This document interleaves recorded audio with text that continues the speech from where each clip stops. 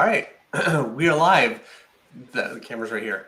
Thank you, everybody, so much for coming and watching our Thursday night painting stream. This is, I wish it was more regular. I wish we could do it all the time, but this is a very, very special show for the channel. This is something that I've wanted to be able to do for 30 years. Ever since I saw some of the work from 2000 AD, Slain and Judge Dredd, and all of the great painted work from that era from Glenn Fabry and Simon Bisley and Greg Staples and Rob Bliss and Dermot Power. That work to me, I think is, in my opinion, the most important illustration really of the late 20th century. You know, it's just pure power and excitement on the page. Nothing like it ever really had been done before. Nothing like it really has ever come along that I think has matched it since. It's a style that people all around the world have been trying to figure out and try to suss out how this stuff is done. And I know I have. I know Eric has. This is something we've been chasing for years. I've been chasing for 25 years. I've really been trying to paint off and on, trying to figure this out. And we are incredibly blessed and fortunate to have one of the greatest artists of all time, a great artist from that era who also moved on to Magic the Gathering and illustration work and even design work for movies and all kinds of things. An incredible painter, an incredible illustrator, Greg Staples. Let me switch the camera. Here we go. Hi. Thank you so much, Greg, for coming on. Sorry, our production value is terrible. No, you're welcome. It's great to be here. I've been watching the show for a long time, so I'm looking forward to this. All right, I'm just switching my camera here onto my picture. Yeah. And we can get started. So we have Greg's picture of Judge Dredd that he's going to be painting. His palette's already laid out, and maybe if you wouldn't mind talking about the type of palette, what you've got, and the color arrangement. Sure. This is it's just a tear-off palette, but it's a fairly decent one. I forget the name of it, unfortunately, but it's a medium gray, so it's not a white one, because I think it's better for actually seeing colors on it. You can find these online and from good art stores. The colors, I always put a few too many colors on here because I'd rather have more than less. And you can mix them, but at the end of the day, when you work in comics and illustration, a lot of it's about speed. So it's just what needs to be there when you need it. So I can't remember the name of all these. But we've got Naples yellow, cadmium yellow. I think that's, I'm already losing the names of them. Yellow ochre. Yeah, yellow oxide. Yellow oxide. Anyway, yeah, burnt sienna is up here, burnt umber, and series of oranges, reds, blues, and greens. I'll do like this brilliant blue here, which is one that I tend to kind of mix with quite a lot, and put that into other kind of colors. And I've been using this actual kind of one since the very early 90s. And I've got ivory black and Payne's gray. I think that's just like a neutral medium gray. I forget the name of that. And just titanium white. All right. And the type of paper that you're using? On here? Yeah. Yeah. So this is Archer's hot pressed watercolor paper. It's got a nice smoothness to it. And it just takes the paint really, really well. You can kind of treat it like a watercolor, but at the same time, it really takes to the acrylic. And I've mounted it on a piece of board so that it doesn't warp. I prefer not to tape it down all the time because I like to be able to carry it around and you know, take it from one part of the studio to the next. Seth Adams says arches. Seth has been telling me to use arches for ages, and it took you saying it for me to finally clue in. You are not treating that paper. That's just a raw surface. That's right. So all we're going to be painting with, there's no mediums today. This is literally just water, paint, and paper. Right. And that's a hot press. Yeah, it's hot press. Hot pressed watercolor paper. What I've done is normally I would just ink this and then just paint it, but because just in case, I've just printed this onto this watercolor paper, and I'm just going to use it directly onto this. But normally I would just go ink it and exactly as it is now, and then just paint it. All right. And then Tommy was asking what paint. It's primarily Liquitex and Winsor & Newton. That's right. Yeah. So Liquitex, which is both that should be pretty readily available, and the Winsor & Newton are always a good one to go to, I think, if you're struggling to find decent colors, because they're just everywhere. They're not going to run out. You're not going to find your favorite color and then they're going to stop it. It's pretty likely that they're always going to be there, and they've got a really wide range. So if you can't find certain colors, both those two, Liquitex and those two, work great. So I'm going to go straight in. All right. Oh, and before you do that, let me just quickly show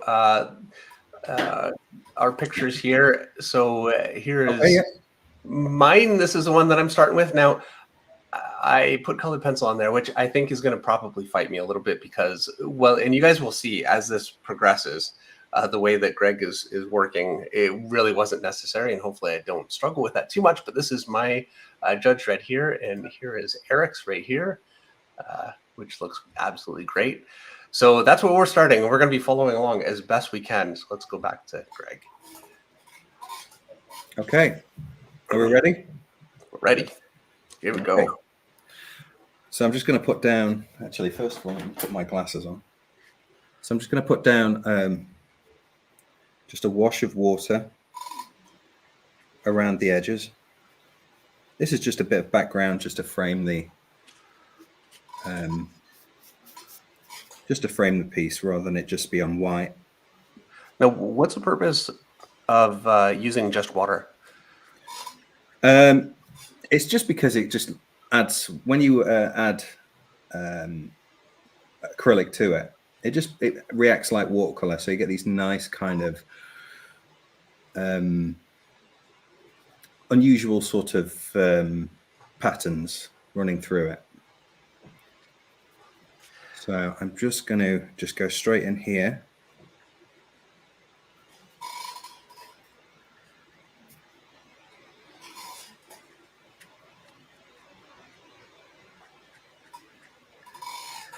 All right. I don't know about you, Eric, but I'm already falling behind. The wheel's coming off, right?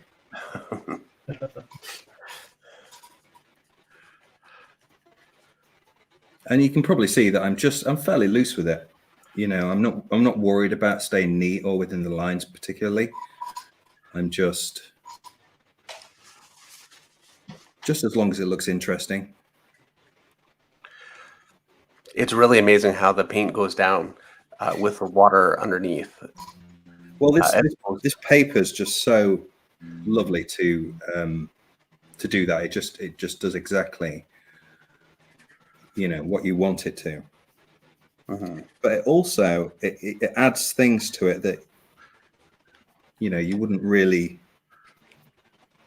have guessed. It kind of like little happy accidents, you know. Yeah, there's the tooth of the paper. It's not aggressive, but it's just enough to give it some interesting little divots and texture. Yeah, and I think that's really enough for now. It doesn't really need any more than that. Obviously, if we had a bit more time, I might spend a little more time on the background. But I think for the purposes of this, it should leave quite a... Yeah, and I think it's important to know with all of these things that Greg is going to be doing today, you can spend hours and hours and hours and take things much, much further. But really, the base technique and the way that everything works all the way through is what Greg is showing here. And you'll see this. We had the benefit of seeing a bit of a preview of how this is going to go. It's going to be a beautiful painting by the end. And Greg was saying earlier, I apologize. This could be so much more detailed, and I'm having to go fast. And I'm thinking, are you crazy? Look at this; it looks incredible. So I think this is going to be an absolute treat. So I'm going to.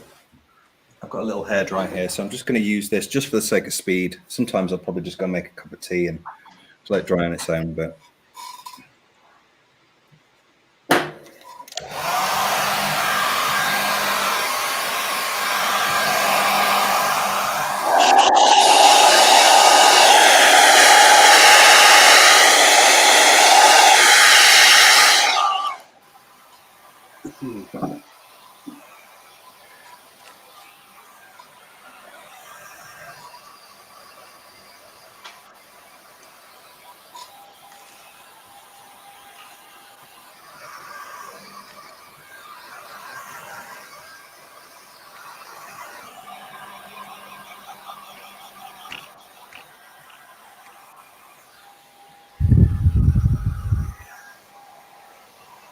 Oops, shoot.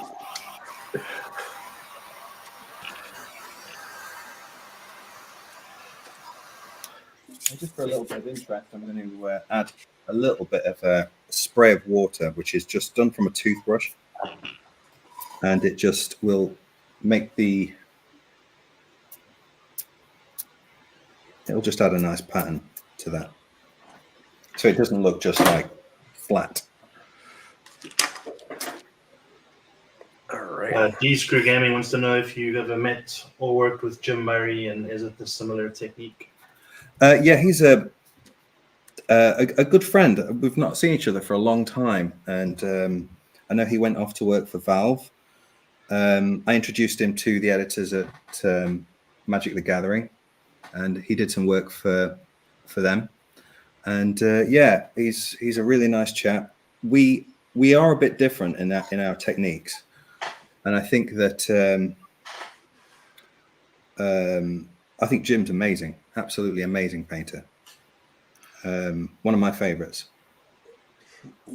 At the end of the day, this technique is one that I sort of developed myself to be able to kind of paint fairly fast to a high standard. No, we have a super chat from the Three Eyebrows. Thank you very much. And by the way, everybody, for the most part, I don't recommend super chats because we're all going to be painting here, and it's very easy to miss them. But the Three Eyebrows asks, "What's your advice on how to get started with acrylic? Should I buy all colors, a few important ones, or maybe a few different tones of the same color?" That's a good question, actually. I think starting with a primary set might be quite good.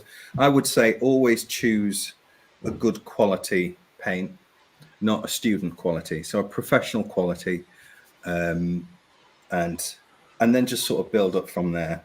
Now, what's the benefit of having, because you have so many colors, what's the benefit of having so many as opposed to just a couple? I just think it just gives me the options, because I mean, it gives me the option to be able to kind of try different colors and try different things, but I probably will only use half of these, if that. So,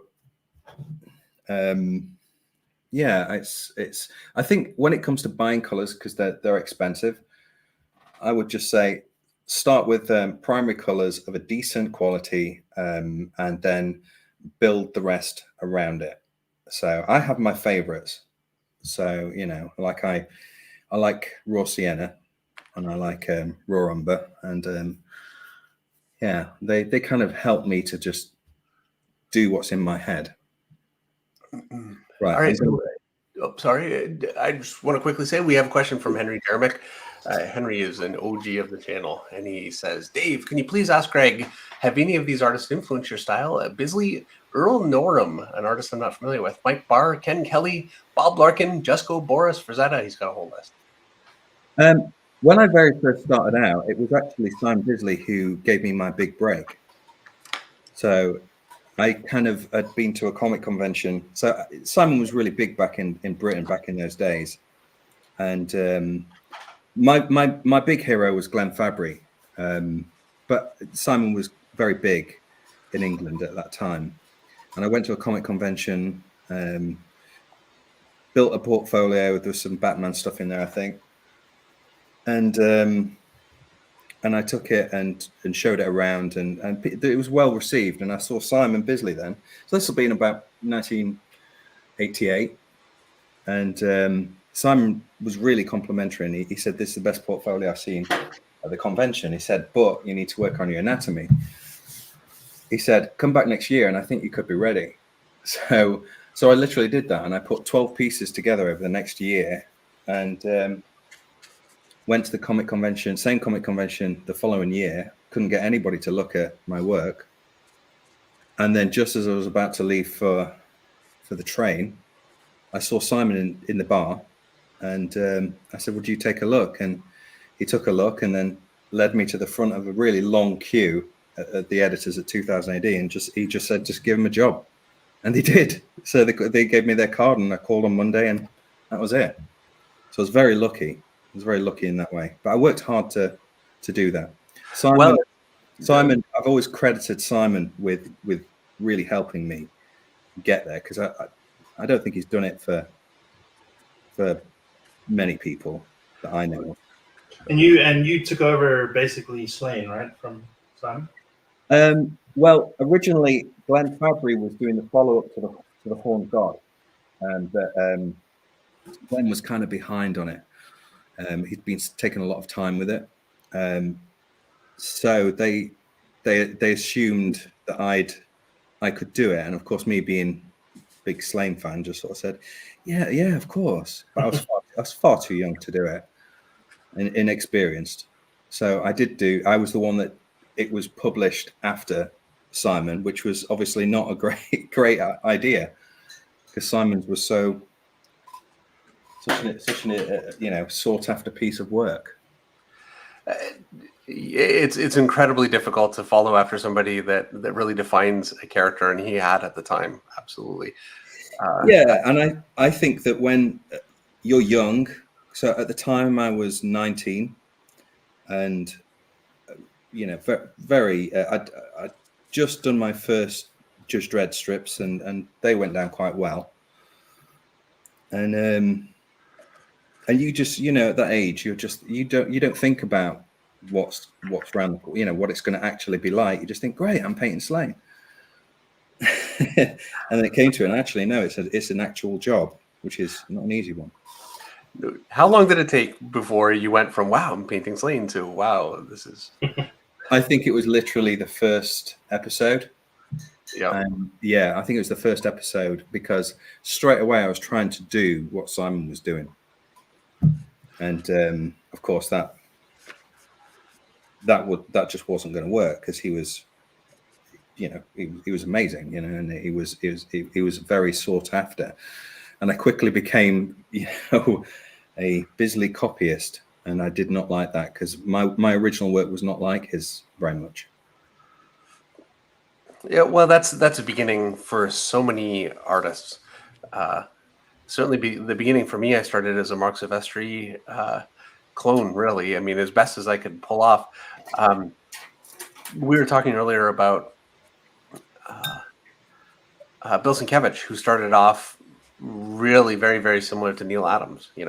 Yeah, he's one of the most original artists that I can think of. It's I think, aside from maybe a small few, all of the best artists that I can think of started out really, really heavily influenced by someone else. Yeah, and I think it was kind of the making of me, because I had to kind of go away and almost find my own thing, and that didn't really happen. It was nice because I went to later on. I started doing some work for Wizards of the Coast. Dermot Power was working there, and very kindly introduced me to some of the editors there, and that was just a fantastic experience, because it gave me the chance to develop my skills without trying to compete with anybody. We have a super chat from Dre Studios for $25. Thank you so much. And he says, "Really appreciate the channel and what you guys bring to the community." Well, thank you very much, and thank you for being here. We couldn't do it without you guys. And it's, by the way, I didn't mention earlier, it's great to see So many of you are here tonight. Henry's here. I'm trying to blank because I'm trying to paint. I'm sorry, guys, but I see you all here, and I really, really appreciate it as always. I'm desperately trying not to fall behind. So all I'm doing here is just blocking in some local colors, which is just the kind of flat wash. And then once you've got most of your colors down, you can start to work around the whole painting and render it as much as you want or as little as you want based on how much time you've got, which is often not enough, or, you know, what kind of look you want. You might want a fully render on the face and get all these nice skin textures, and then it'd be a bit looser as it kind of goes around. So I'm going to go in with the... Yeah, and this is very watered down, right? You're basically wanting the paint to you want the paint to spread as much as possible to achieve nice flat. Absolutely. So I'm going to be going back to these areas. So the reason why I put them down as a wash, as they are, so that they can dry, and then I can kind of go back in. So you kind of dance around the painting until you eventually sculpt it into a certain look that you want. Mm-hmm. So this is all very bright and it's all very saturated, and you can knock it back and make it a lot more. Mm-hmm. So we have a question from Mr. Hyde Art, and he asks, can you explain what to look for when it comes to brushes? Brushes are a very tricky one with me, and I think it's because I've always been on the lookout for the greatest brush in the world kind of thing, and I'm still yet to discover it. What I will say is that you can go to the top end, which is Rosemary and Co brushes, which are more for oil painters, but I kind of like to use them. Or you can just use Winsor & Newton. What are quite nice are Winsor & Newton Galleria rounds and flats are really nice brushes to just as a nice go-to. Now, sorry, you're mixing a skin tone now, it looks like. Yeah, so this is always a little bit of a tricky one, really, because it's, for me personally, it's better to just gently introduce skin tones. So it's a bit of orange, a little bit of Naples yellow. You can see the chroma on there is quite high. Very saturated. So and then add a little bit of raw umber to just push it back a bit. I forgot. Here we go. I can't believe how quickly I forgot. All right. This is the thing with painting, is that even after years of it, you think, how did I forget that? It's so easy to forget. It's because there's so many cogs kind of working. Tiny little bit of ivory black, and I'm going to go with that. I'll just try it, and just a tiniest bit of blue, just to give it. There you go. Let's try that.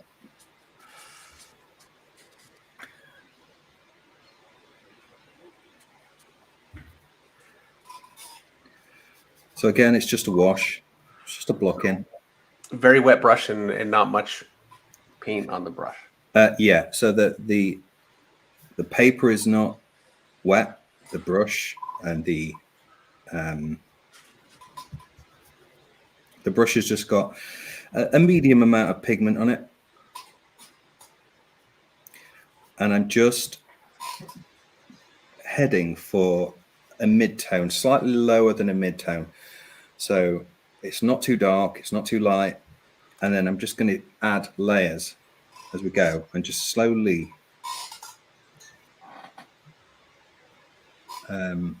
just bring it together. I'm adding a little bit of red here and there, just the tiniest bit. As I was saying earlier, red is a particularly harsh color. It gets everywhere, so you gotta be quite careful with it. But it is totally necessary. As you can see, The colors are already coming in. Yeah, so quickly.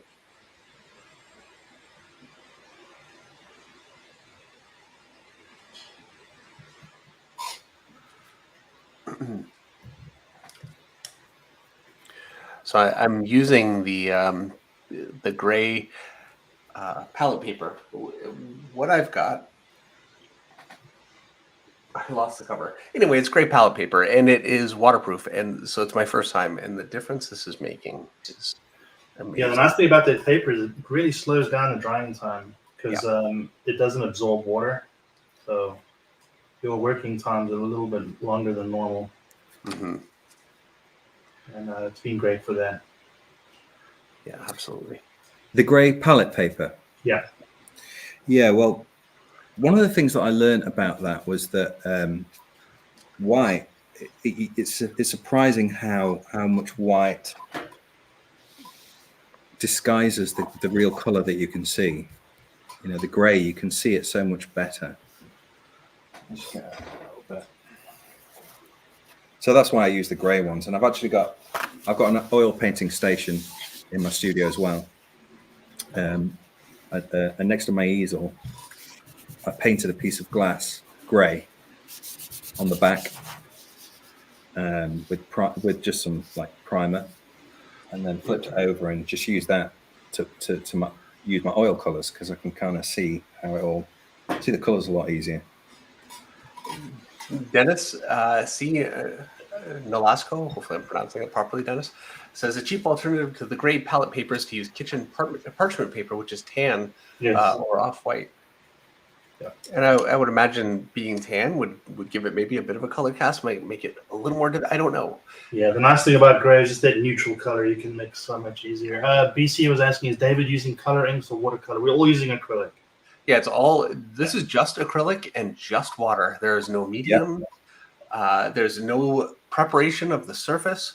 The only preparation that Greg has done so far is just in the background. He brushed on water first, and it really made the background look absolutely beautiful. I think looking at mine, I'm going to have to give that another couple of goes before I can get there. But yeah, and the nice thing about this, what Greg suggests is, since it's watercolor paper and heavily watered down acrylic, it really, kind of melts into each other, and you get some really nice color tones. And that blue on the chin is so pretty. It's so vibrant. I've put a little bit of blue on mine, but as I do, I painted my skin tone over the whole thing, and then put the blue on top. So it lost a lot. I'm going to have to try and build it up later. Oh, that's just a style thing, I think. For me, I think I just kind of always liked just introducing colors that are complementary, that work. Often in the old days, they would paint tints of gray and blues to hint at a beard or stubble, and also adding greens to skin, because of the skin can have touches of green to it because of the veins and the things that kind of go through it. So it kind of works, even though but also it's just a style thing, just because it looks interesting, but it'll kind of get painted over anyway once I start introducing the more rendering. So this is all the kind of first stages, getting everything down.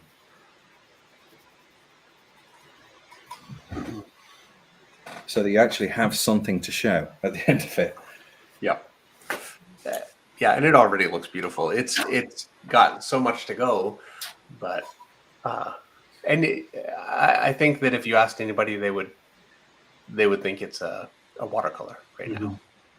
Yeah, and this is the difference. So we was asked earlier about Jim Morris technique and Simon Bisley's technique, and some of the other ones that we all started out on. I did this as well, which was to lay. This is the common thing: is to lay down a dark color, and then start laying the lighter colors and bringing it up to a render. But I always found, especially with my work, that it would just often make things a bit too muddy. And I remember back in the early 90s when 2000 AD's comic paper wasn't as good as it is now. When you painted and it came to printing, it just looked really muddy and not very pleasant. And the editors were never very complimentary about that. Yeah, they were tough over there. Yeah, back in those days, some of my favorite artists would get quite a tanning, and it was there was I still think back with a very fond memories, because I was so passionate. But yeah, the editors were maybe a little tougher, and that's just the way it was, and that made you just want to work harder. Right, so I'm just going to dry some of this out for a minute. Excuse the hairdryer again. This is just an old travel one that I found. It's just gone everywhere with me.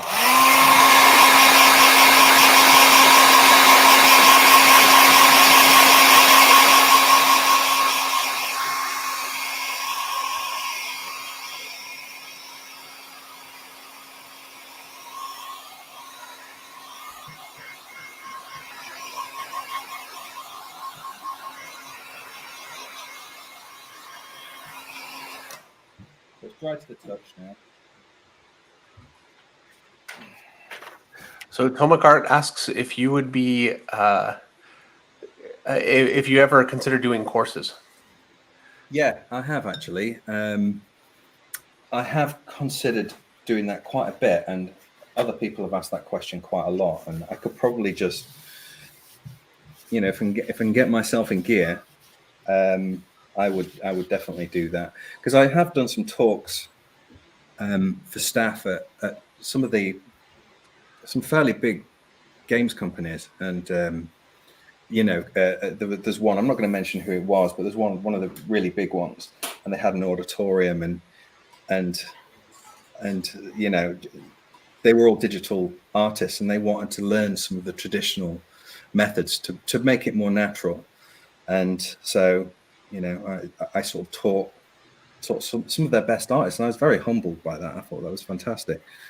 And I remember things like that are really rewarding. It's really kind of the reason I'm doing this, and I've got asked for years whether I would do this stuff, or why haven't I done this online. But the reason why I'm doing it for David is because I'm a big fan of his, and I think it's nice to give something back to people that have been working on all these years. So to answer your question, yes, I think that is very possibly the next thing in the next year or two that I'll be looking into, whether it's online courses or something, workshops or something like that. It's very exciting. I know I'll be looking forward to that. I moved to a new town about a year ago, and about a year and a half ago, and it's there's quite a good art community here, and I kind of even had a chat with one of the local places about doing a small class, but they were, they didn't seem very interested, and it was not only just to do with the fact that I don't think they're quite old sort of staff, and I don't think they quite understood what it was that I was doing, so I didn't bother following it up. But can you paint tulips? Can I paint? I would paint tulips. I'm quite happily. Listen, I actually really enjoy doing any form of painting that's can be fun. Right. That would be imitating what they would expect from it. I have a super chat from Jim Klein for $20. Thank you very much, Jim. And he says, any updates on the Kickstarter launch? The last update I saw from Essential Sequential was that it'd be during a stream tonight. Can't wait to see how the dreads turn out. As a colorblind artist, mixing paint is basically magic for me. But as an artist that can see all the colors, it's magic for me. It's not making it easier. So as far as the stream goes for the Kickstarter launch, that will be on Monday. we've been running back and forth trying to figure it out, and I was thinking about trying to do it tomorrow. We're going to do it on Monday. You can hold me to that. It's on Monday.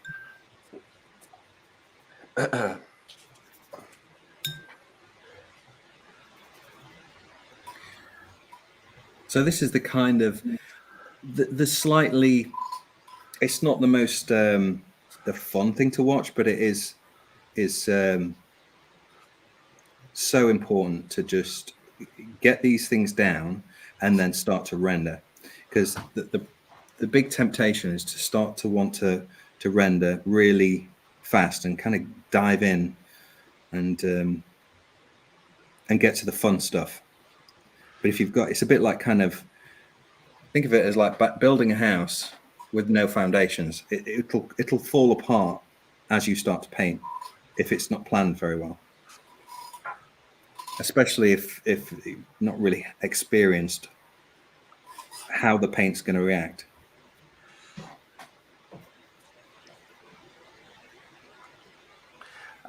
And this is going very quickly. I mean, I don't think anybody here is bored watching this happen right now at all. And I do hope that that you guys will try this later on if you're not trying it now. But watching it, you can learn so much. But you really learn the most when you actually try it. And I hope you guys definitely give this a shot. And I'd love to see how people paint. I love seeing other people's work. Yeah, perhaps a good idea is whoever decides to do this and follow along, just we can maybe create like a hashtag or something on Instagram. Everyone uses that hashtag, and they can post their Judge Dredds, or maybe Russ can come up with a nice hashtag. So Judge Dredd has always been an icon of mine since I was very young. You know, I think I read my first Judge Dredd strip when I was 7 years old in 1977, and I just fell in love with the character. I just thought he was just so cool and no nonsense, funny, as well as just gritty and just So I always wanted to draw him. So what I'm going to do here is, oh, by the way, if I tap it, I'm just bringing a little bit of the paint off. So it's just giving a bit of a fade from the darker top. That's right, yeah.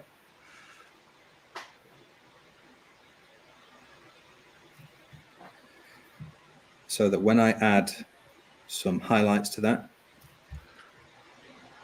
it'll make it look a little more translucent.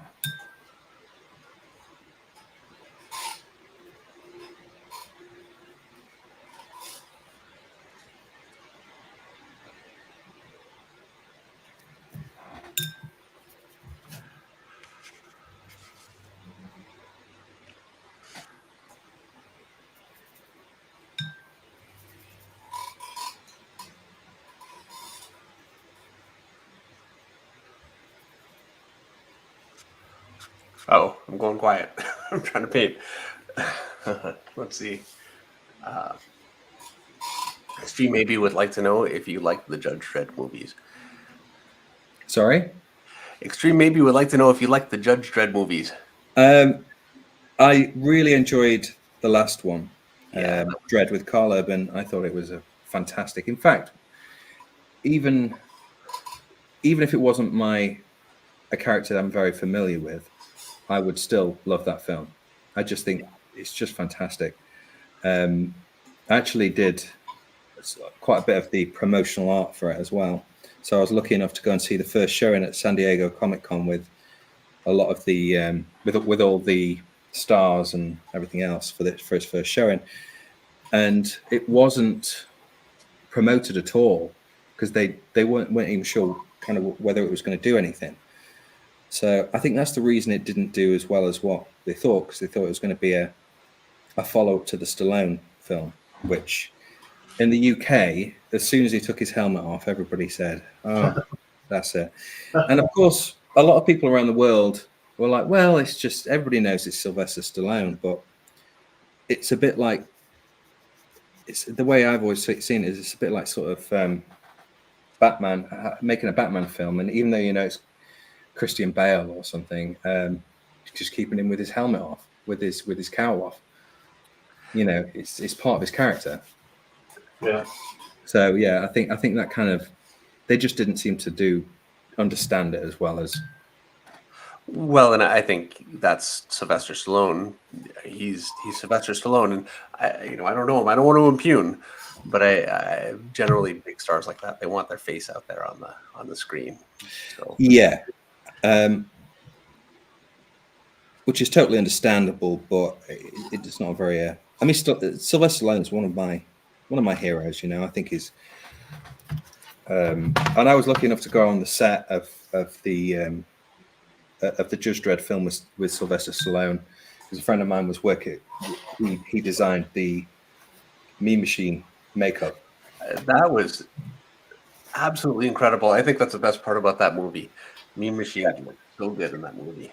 Yeah, so that was done by a friend of mine called Chris Halls, or he now goes by Chris Cunningham. Yeah, well, he's a director now, and for me, he's another one of my favorite painters. He's painted a lot of alien stuff too. Like for me, kind of most notably, his alien paintings are really amazing. Yeah, he was somebody else who just out of the gate was like, wow, who's this guy?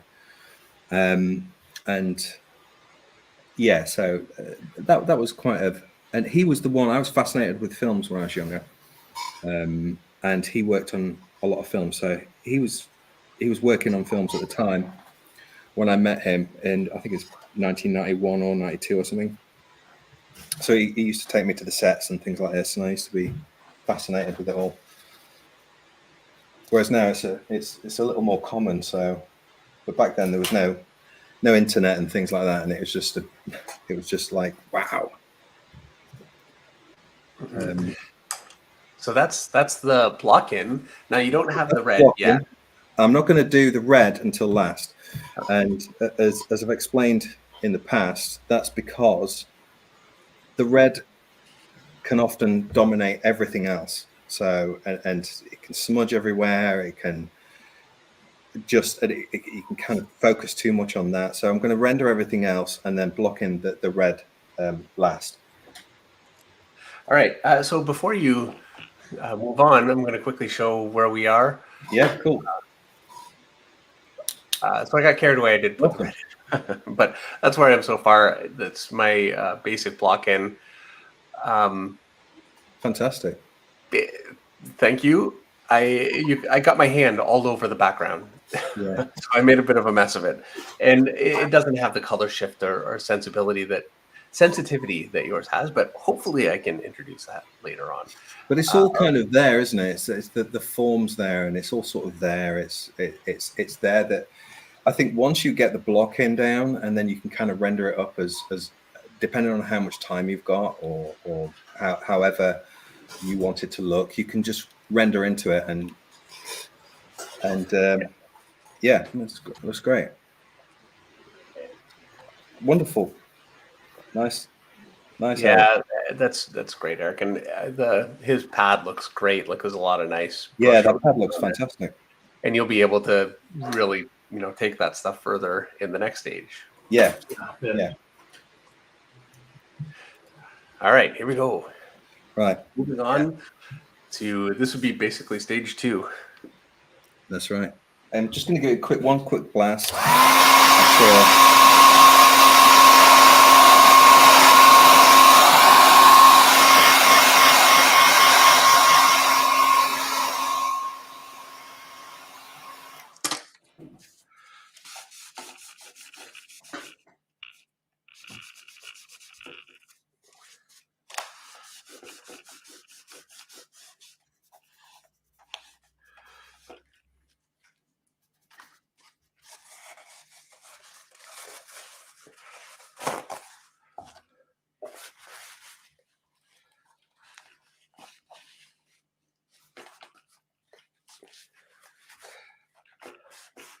So from here, you're putting on blue. Yeah. What I'm doing is I'm killing a lot of the really saturated color, and then the blue is what it would be the bounce light from the background that I have in mind. So it kind of, if you add the color of whatever is refracting the light off of, it kind of mixes together, and it'll start to look more natural. And it really pushes that backwards quite a bit. And Yeah, by contrast, it brings out the front of it. it also adds a little bit of interest, and you can do it to all the bits, because most people may. These are my kind of method. So there's various ways of doing this. I know that friends of mine and other people do this quite different, but this is one that I enjoy doing this way of working, and this is one that I kind of slowly develop myself to work for me.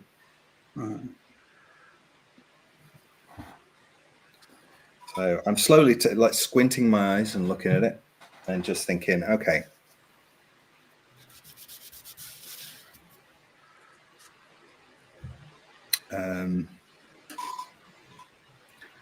Now I'm going to start going in with a slightly thicker color to start getting rid of more of the wash look.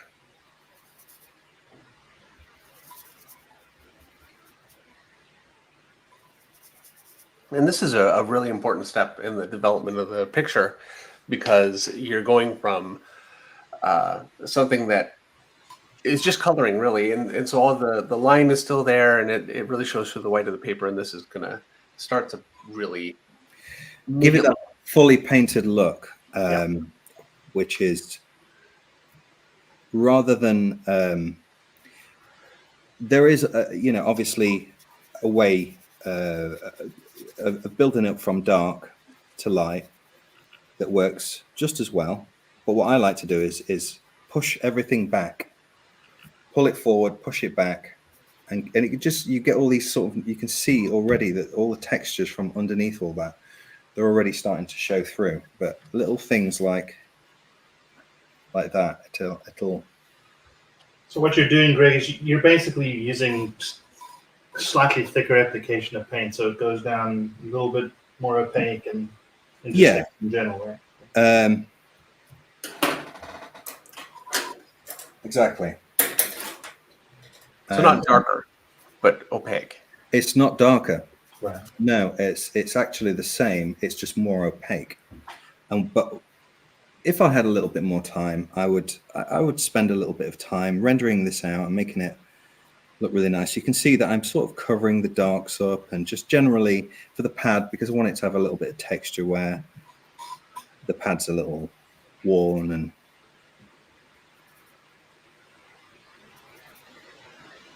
basically each successive step from here, it gets more and more opaque. It gets more lighting, more rendered, more opaque. You see, what you could actually do at this stage, if you really wanted to do, is to really push this back. And then pull it back forward again. So what I'm going to do now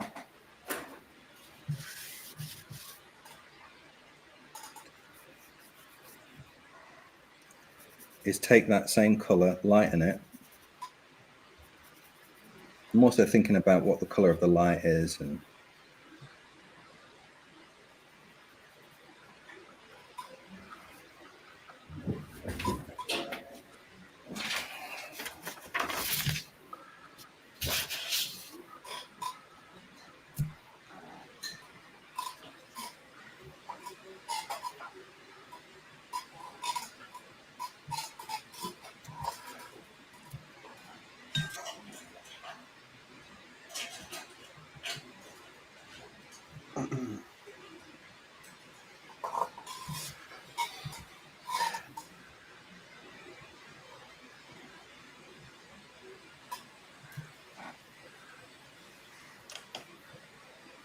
incredible. It looks amazing. So I think I went darker, which wasn't really that wasn't the job description. So now I'm going to try and get some of the lightness you have in there. I think the nice thing about the dark thing is that you can then build it back up. I think the tough bit for me has always been when it goes too dark too soon. So, like I say, some of my best painter friends, they still do the darker background, and then I just don't enjoy painting from that. It just sort of frazzles my brain a bit. But this.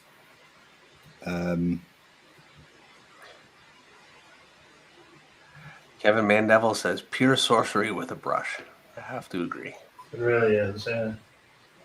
And especially as we go through kind of each successive stage, this is where you really feel the experience or the lack of experience, Eric. Where there's just a quality that you're able to get with what you're doing that I think I'm probably going to be working on this for a few days afterwards, just slowly trying to triangulate my way to where you are immediately.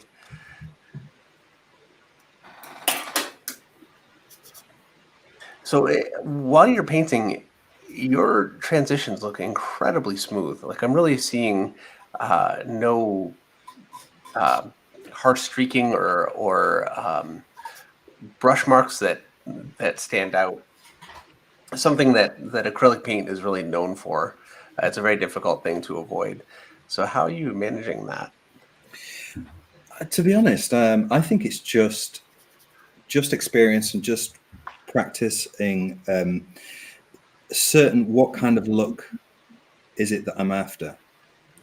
And at the moment, acrylic is incredibly versatile, and I think it's underrated hugely for just what you can actually do with it. It's a very nice thing to be able to blend with, but it's kind of like you have to kind of know how to do it. But at the same time, you can have it very, very loose, and it still look very, very nice, very oily.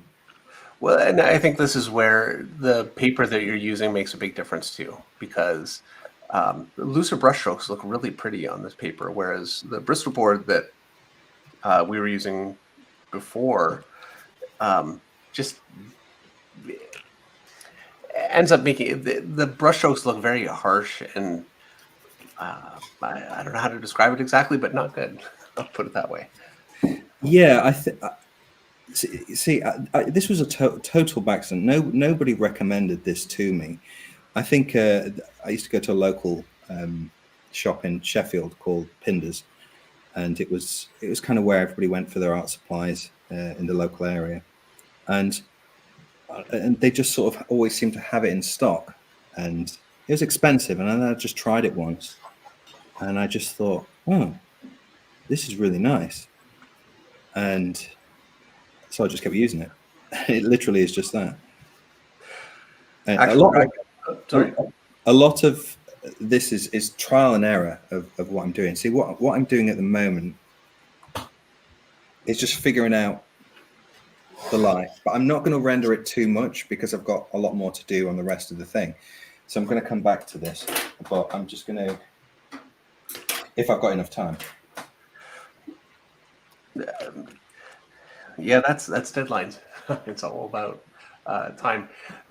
Actual Dracula asked what kind of paper we're using, and it is, we mentioned this earlier, but it's Arches hot press paper. Hot press watercolor paper. Yeah. It's got a really nice smooth surface, really takes the paint well. You mentioned earlier today your favorite type of brush. Rosemary brushes. Those one. What, you mean the actual type of brush? Well, the brand. Yeah, I think Rosemary brushes are probably the most. They're kind of like very respected. Whether they're too much for, they're a British company. A lot of them are kind of handmade. Whether it's a little too much for actual acrylic, I don't know, but I don't think they're that expensive to buy here in England. But maybe to have them imported, I don't know. So, but they just seem to just have this nice quality to them. But if not, just regular nice Winsor & Newton Galleria brushes. Yeah, ultimately, it really is the skill of the artist and not the brush, and I think we all know that. But it is nice to know what a really good quality brush is. I think good art materials really do make your life so much easier.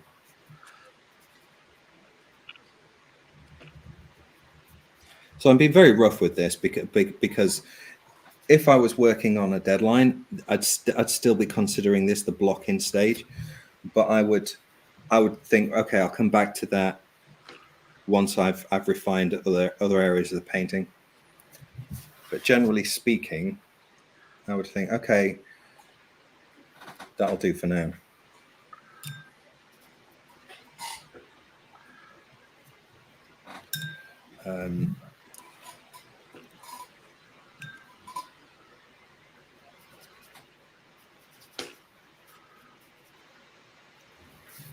Now, I want to say I'm finding I'm brushing along, and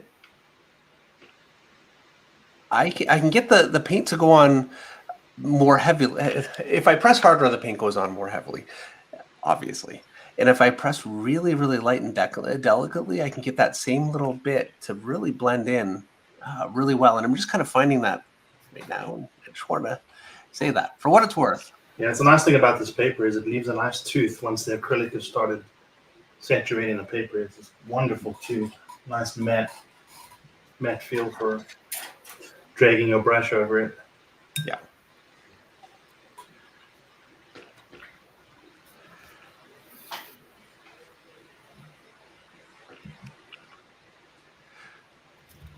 I'm falling behind again. I'm still on the other side. Okay, I think I'm going to leave that alone and move on to the other shoulder where you are.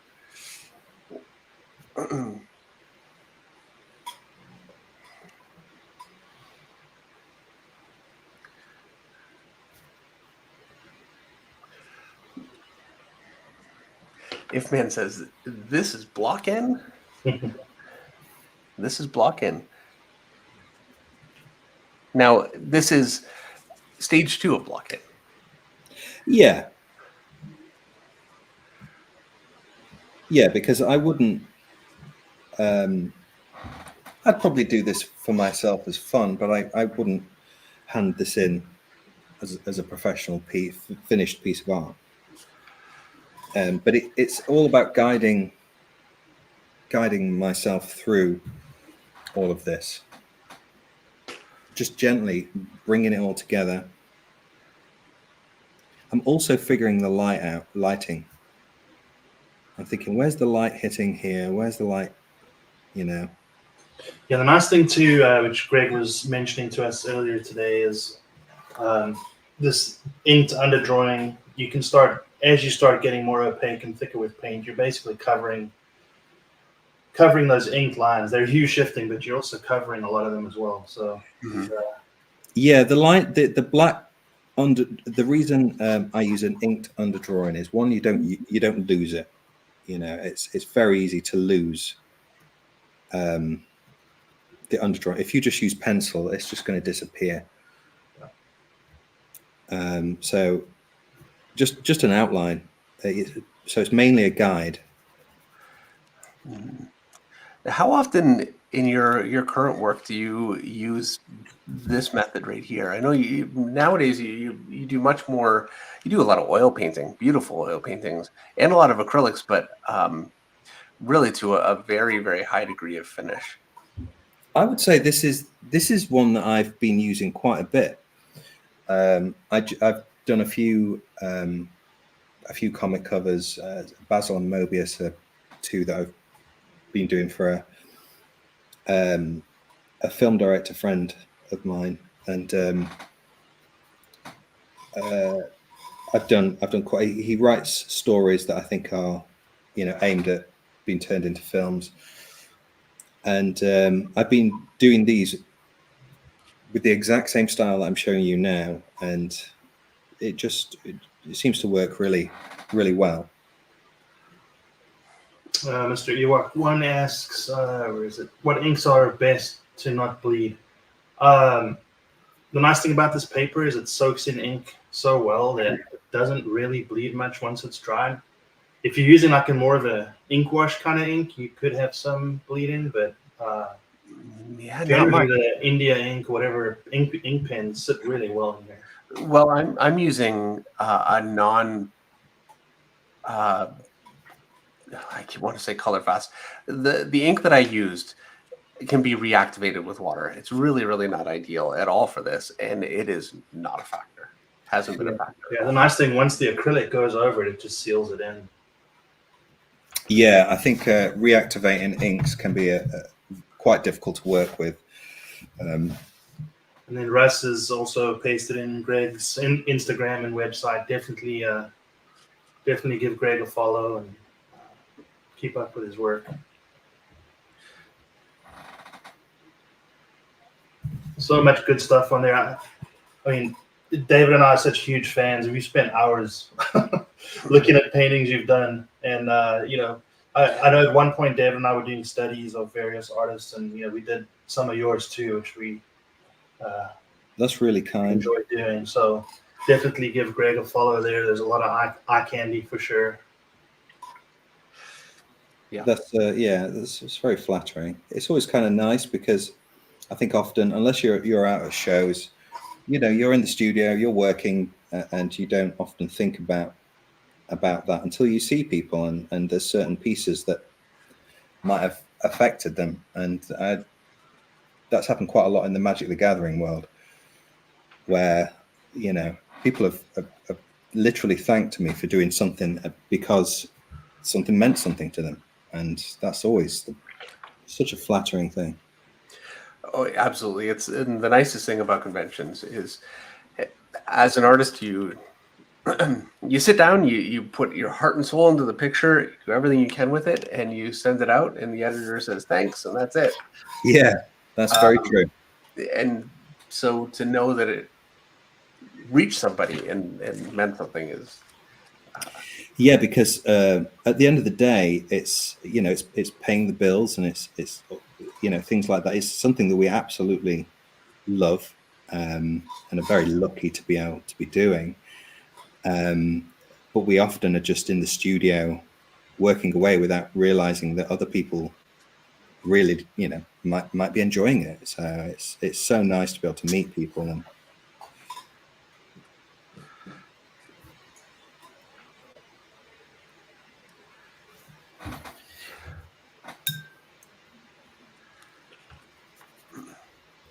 Right, so I'm going to be moving on to a face now. So most things can kind of fall around. See, that wasn't quite dry, so I'll leave that for a little bit.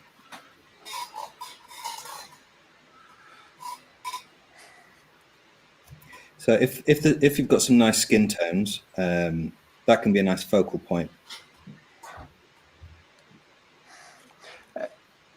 Yeah, people really do gravitate to faces by far and away the most, and then hands, I think, is the second thing. I don't know that means that people are really aware of that's what they're focusing on, but well, often the reason why I've not gone straight in with the face is so my preference would be to go in, do the face, and then build the rest of the painting around it. But the problem with that is that it usually takes a bit of warming up to be able to get to the face and to be able to do it properly. Because if you're not properly warmed up, it can go wrong. So I usually just will do the stuff that I'm doing at the moment, and then I kind of go, right, now I'm ready to go and tackle the face and see how much time I've got to be able to render everything else out.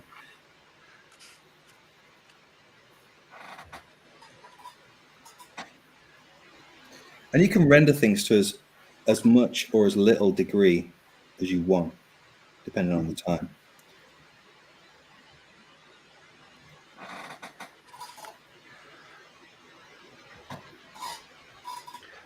Yeah, well, this already looks amazing, and in a very short amount of time, it's going to look that much more amazing.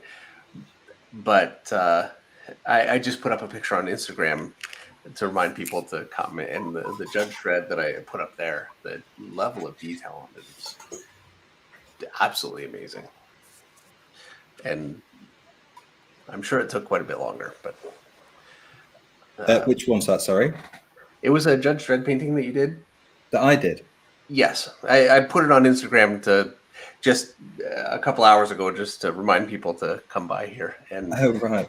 so I was going through a few more, and yeah, it's Which one was the one that?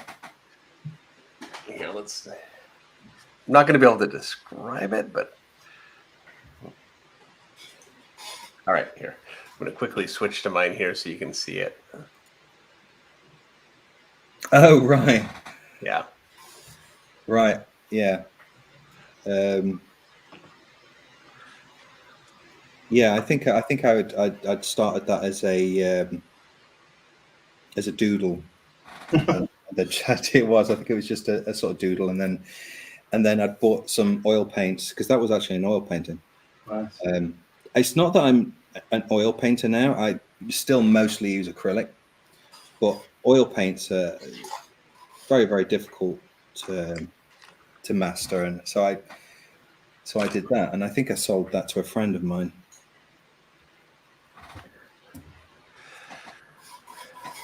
Well, he's a lucky buyer, that's for sure. Do you think you could have done the same thing with acrylic? I guess what I mean is, Yeah, definitely. okay, so it would be. Do you think it would be distinguishable between the two?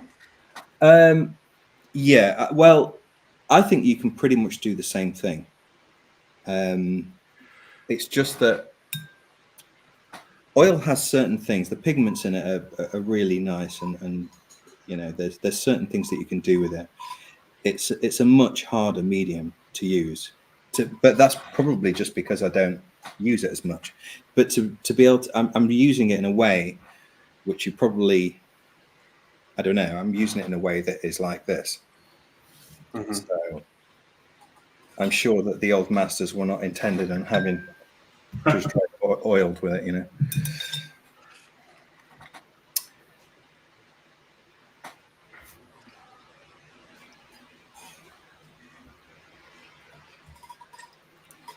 Right.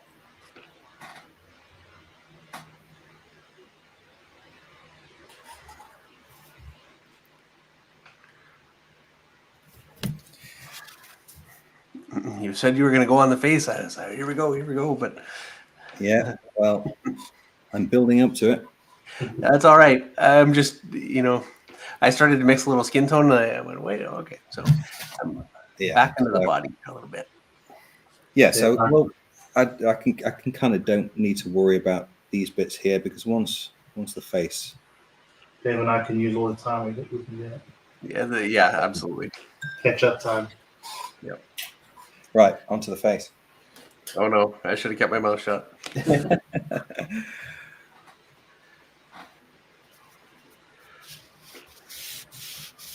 So you're gonna do the mid-tone now, right?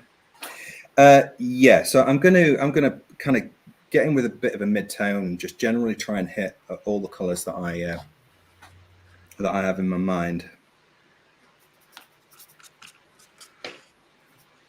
And while you're doing the midtones, you're kind of obeying the wash that you put down. So those nice hue shifts that you got, you're almost trying to match that, but in a more opaque Yeah. way. Yeah, but in a more in a more rendered way. Gotcha.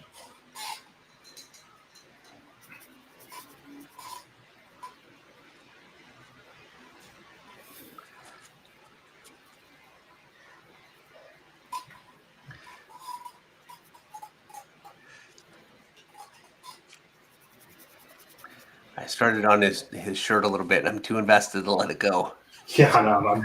I'm in the exact same place.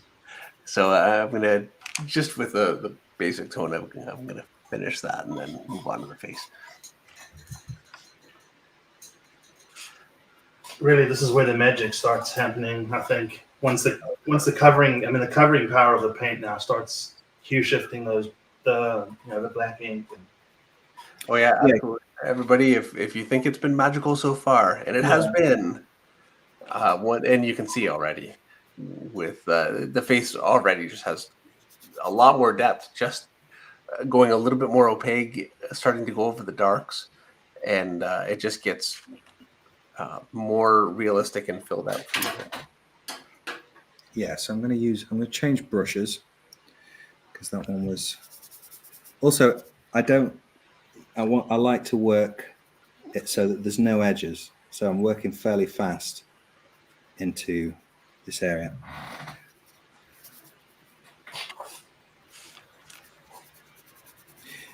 And instead of just trying to lay it all on at once, I then go over the whole thing again, slowly covering up those black lines. And those black lines will get covered up anyway because I'm going to go in and paint the shadows.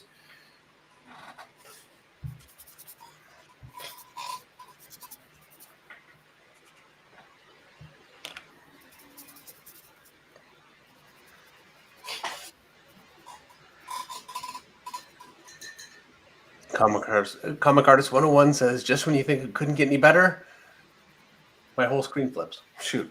I'm going to paraphrase. Oh, wait, here it goes. Yeah, Greg adds more detail and it gets better. Yeah, absolutely.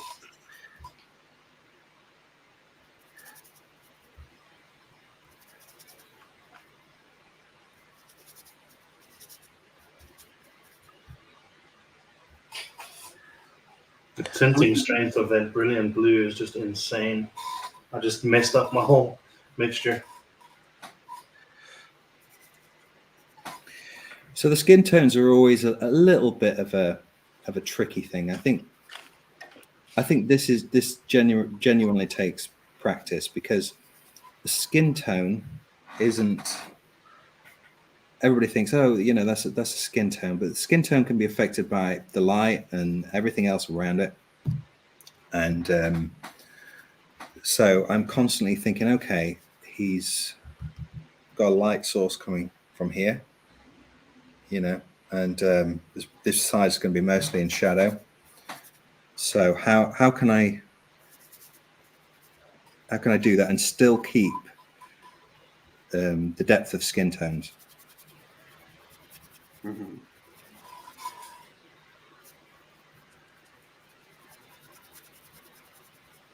And I say, depending on the amount of time that you've got, you can kind of keep going in with this.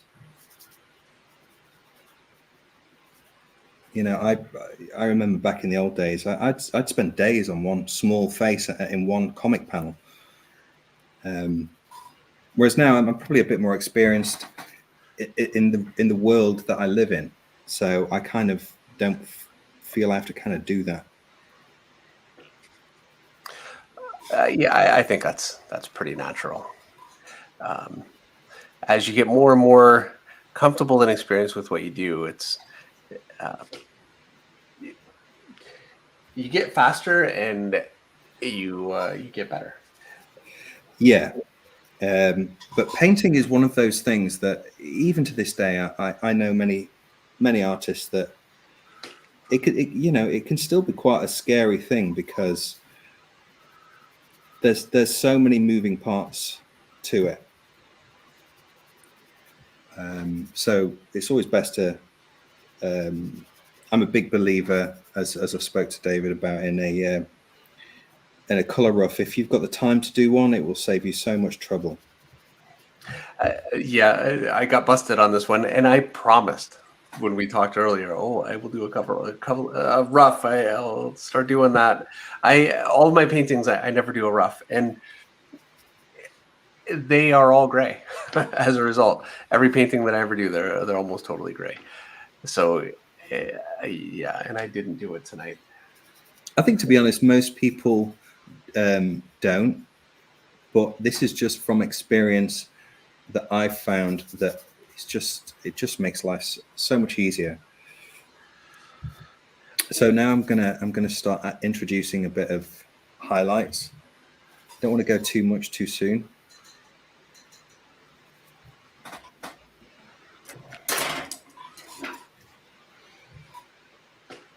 And as you get more opaque and thicker paint, you start for your highlights. You start basically sizing down on brushes, right? I'm kind of going back and forth. There's something that I kind of that refer to as broad strokes, which is you go in with the big fat brushes and then you kind of slowly whittle it down to more detail.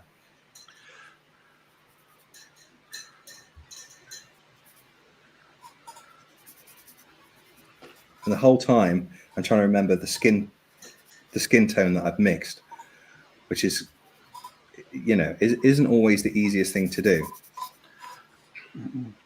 We have a super chat from Carbon Dioxide for $2. Thank you very much. He says, Greg, what is your earliest artistic inspiration?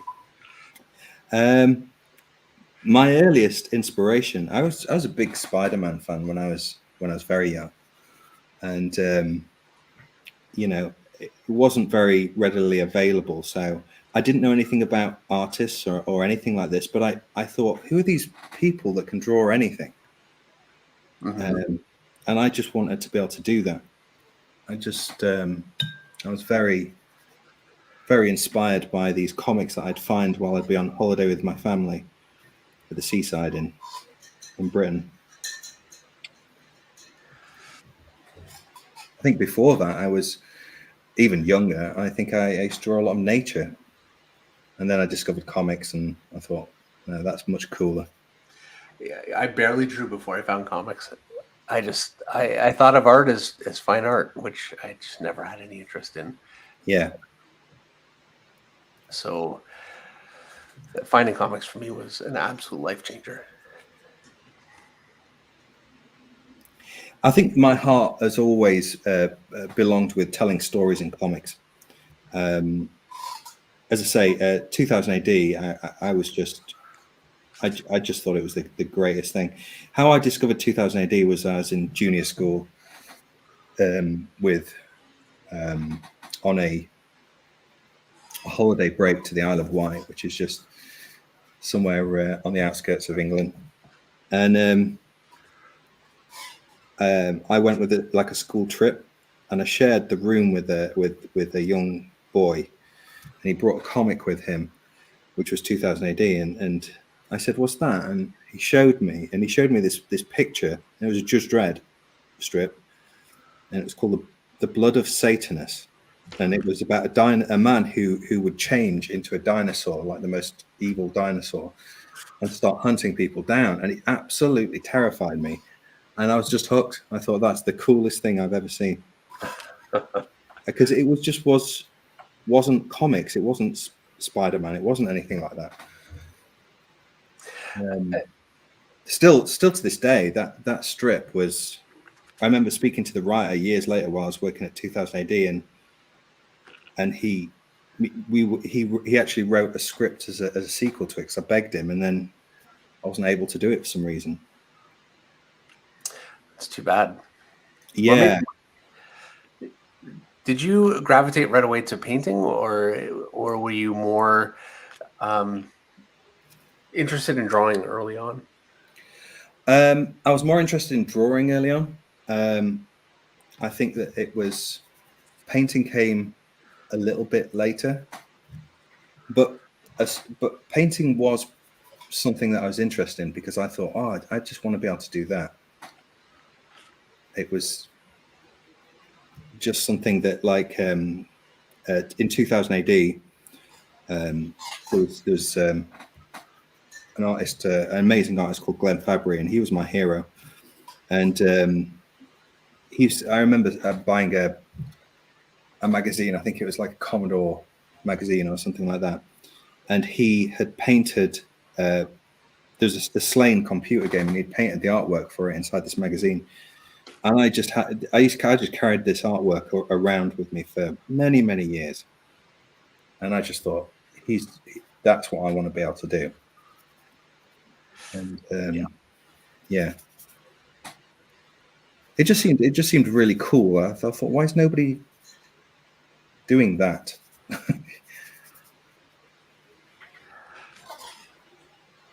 Yeah, this is really before the real boom of painting, Yeah, narrative kind of painting in comics, which really it had a time, and then everybody kind of moved on for a little while, and there's still so much painting in comics, covers nowadays, that kind of thing, but you really don't see people paint entire books. well, a lot of people in a lot of the artists at 2000 AD, we were often called back in the day, Bisley copyists and all this sort of stuff. So we had to kind of prove to people that we were more than that. So we all kind of went off in our own direction, and it's strange that painting sort of found a second wind, really.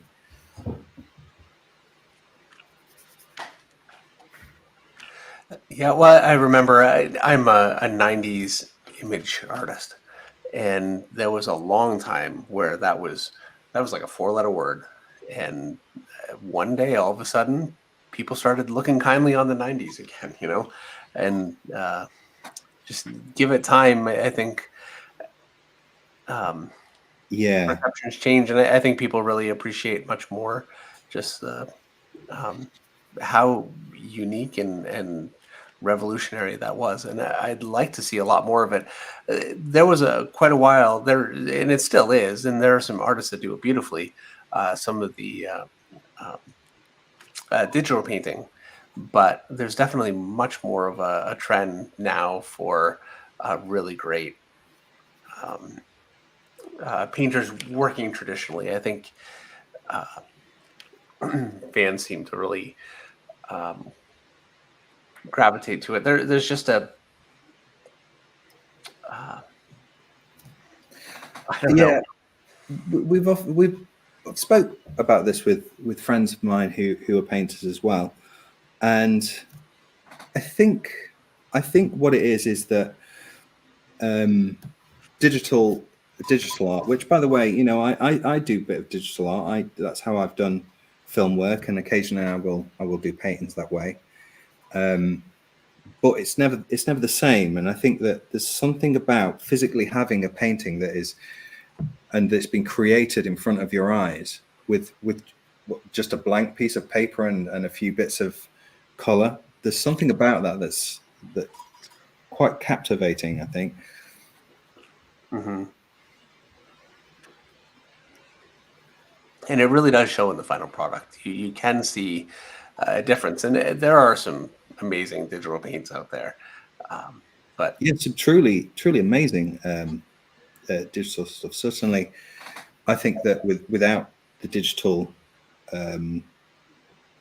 work, I think we'd be in a much worse place.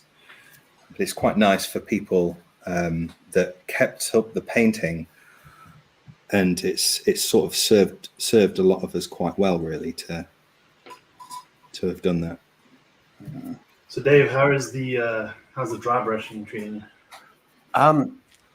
Well, not as well as it is Greg, but I'm enjoying it, and I'm not dismayed. And this is actually I've had the chance to work on this paper a couple of times now. This would be about time number 3 or 4. Mm-hmm. It's working for me better than it has before. Yeah. And that's all I can really ask is, every time you try it,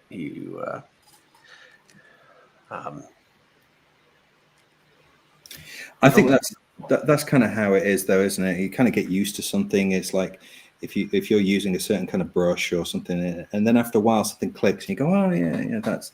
Mm-hmm. I think it's. There's no magic solutions to painting. A lot of the time, it's a lot of practice. It's a lot of understanding of how light hits things and the colors and how, the various kind of saturations and chromas and all these kind of things. But you don't need to do that, really. I didn't know any of that when I was younger. I just painted what I thought might look cool, that was that. And it Sometimes, did. It really, well, not always. Sometimes it looked cool. Sometimes it didn't. Sometimes it looked muddy, and then other times I managed to get away with it. But with experience, I think it's and a bit of planning now. I can kind of. So as you can see, I'm slowly layering the colors and bringing it together to make him more fleshy, and thinking about where the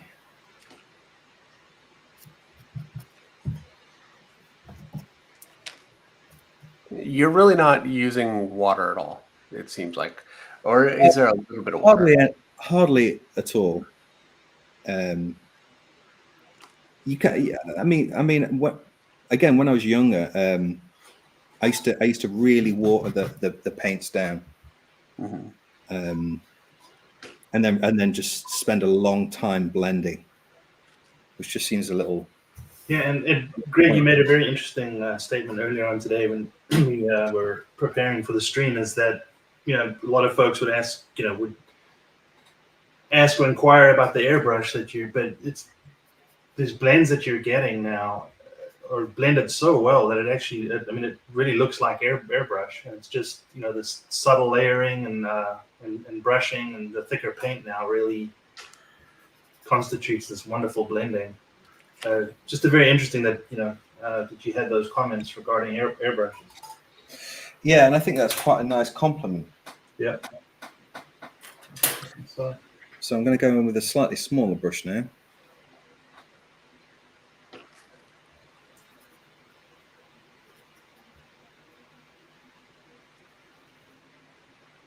So how about you, Eric? How are you feeling? Right. All right. Yeah, it's been okay. Yeah. Some issues, but for the most part, yeah, it's working really well. The thicker paint now really helps now that the paper is almost a bit sealed, and it's grabbing the brush more, and it feels pretty good.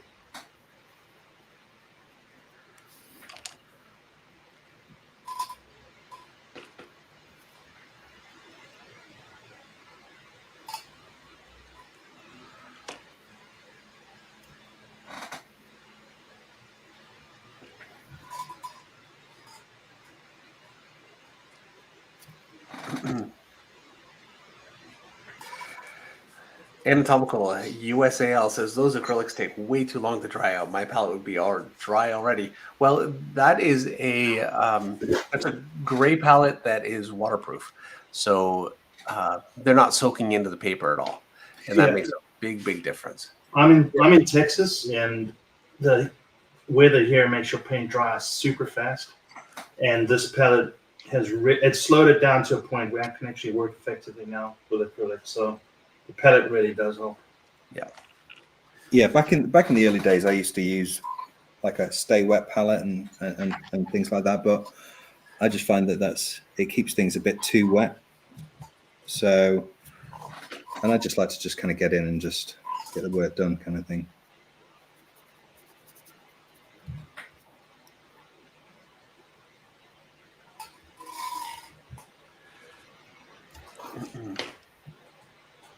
Henry Jeremick says, Greg, thanks for coming on Dave's channel, hanging out.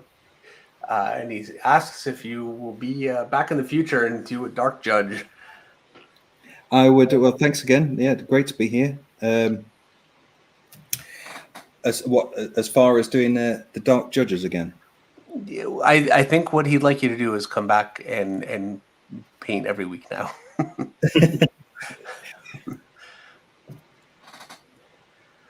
Well, who knows? Maybe one day that it'd be nice to come back and do something else, because this has been a lot of fun, and it's nice to be able to share my experiences, and if it helps anybody, fantastic.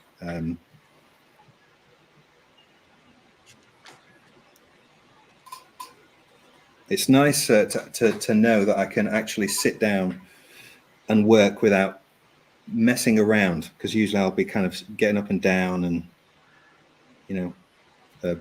making tea or, not getting around to actually any work. It's so hard to be disciplined and just get it done. I was talking to I can't remember who it was that I was talking to uh, at the convention that I was at this weekend. They were saying that they so I'm drawing and painting. They were saying that they don't usually get started until about an hour after they sit down to work. They'll sit down and then you have to see what's on the news and Yeah. it's really difficult to just be completely disciplined and just do it. And I try and tell my wife that she does not understand. But I'm kind of glad that I don't do that, really, because it's nice to actually have a little bit of life. And as long as I hit my deadlines, and that's what really matters. And it's been a long time since I've done any late nights or worked weekends and things like that. I prefer to spend time with the family at the weekend, if I can. But then when I do work, I work hard. I really put the hours in. If it's something that isn't working, I'll start again, which seems to horrify some people. Oh, yeah. Especially a picture that you might feel like is not working is still going to be really a beautiful picture, and to walk away from it and chuck it. It's yeah. I think the good thing of a recent thing about that was a painting I did for a friend of mine, a commission, and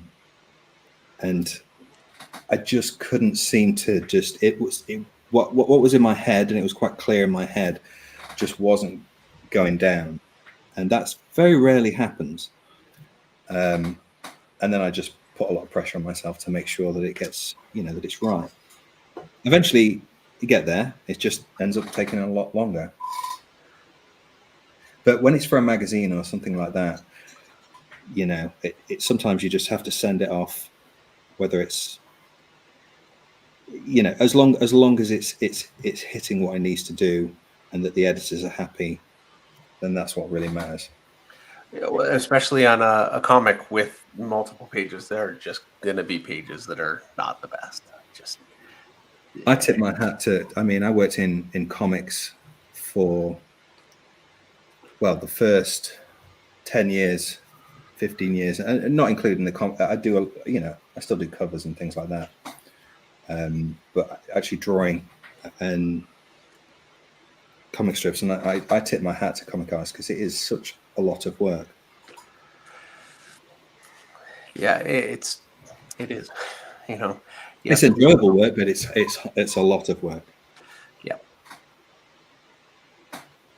Oh, I remember, and I don't do this anymore, but I remember the days of having a whole week ahead of me where I would have to be 3 pages in a day, 3 pages every day. And if I could do that all week and hold it together and not completely lose my mind, I could hit the deadline. Wow. Amazing. Now, that would always be my fault when that happened. That wasn't, they weren't abusing me. I just wouldn't get any work done for a little bit. And I would think, I'll just deadline it. I'll be fine. I really try not to do that anymore. No, I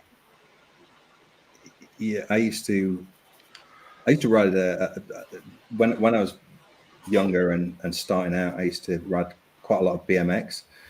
I used to have a bit of a team that we used to go riding the skate parks and things like this. And so I'd be in the middle of a comic strip and they just knock on my door and they'd say, we're going to drive down to the other side of the country to go to this. And I'd just say, yeah, okay, let's go.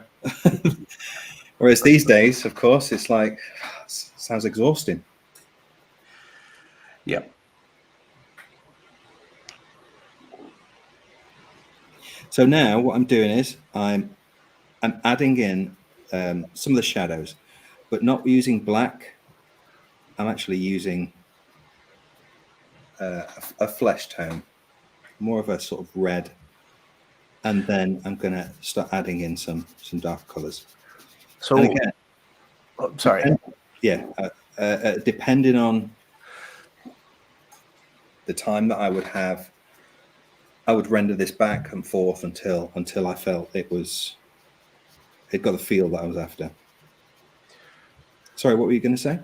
So for that dark red that you're using for the shadows, and I'm just going to say, actually, if you wouldn't mind, can I show you what I've got so far? Because this is one where I really start to fall apart a little bit. So let me just quickly show you. Okay. Oh, that's great. Because it's already looking like a rendered piece, you know. That's fantastic. Yeah, it's wonderful. Thank you. I mean, it needs work, but okay. So I've got a alizarin crimson, and some raw umber, and I put a little blue in there, and that's where I am right now. It's a bit of almost looks a little purpley. Do you think that will work, or is that a little too light? Is this for what? For these shadows? Yeah. I would probably just simplify it even more. I'd just do it with black and red. Black and red. Okay. Black and red, like a cadmium medium or the crimson, or a burnt sienna goes quite nice. And then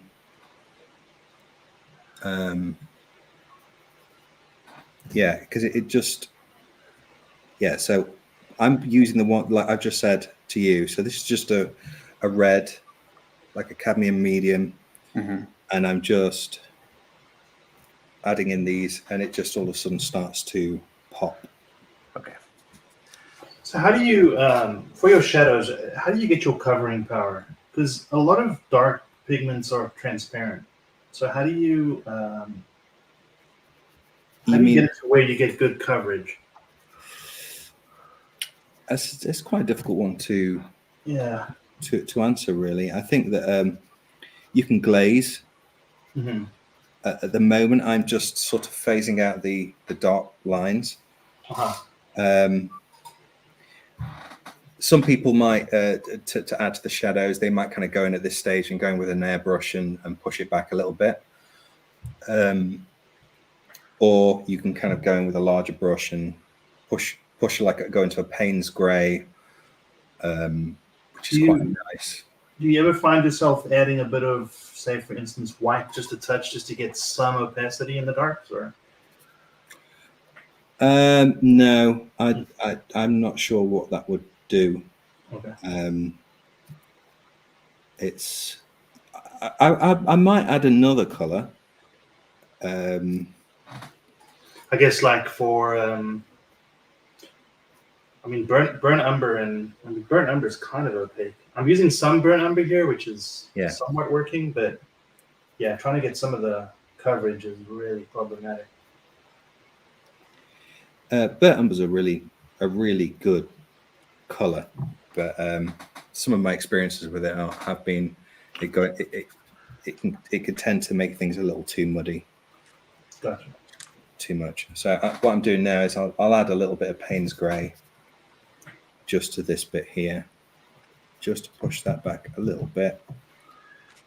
And I'm just going to, for time's sake, okay, I'm just looking at the time. I'm going to render this face out, and then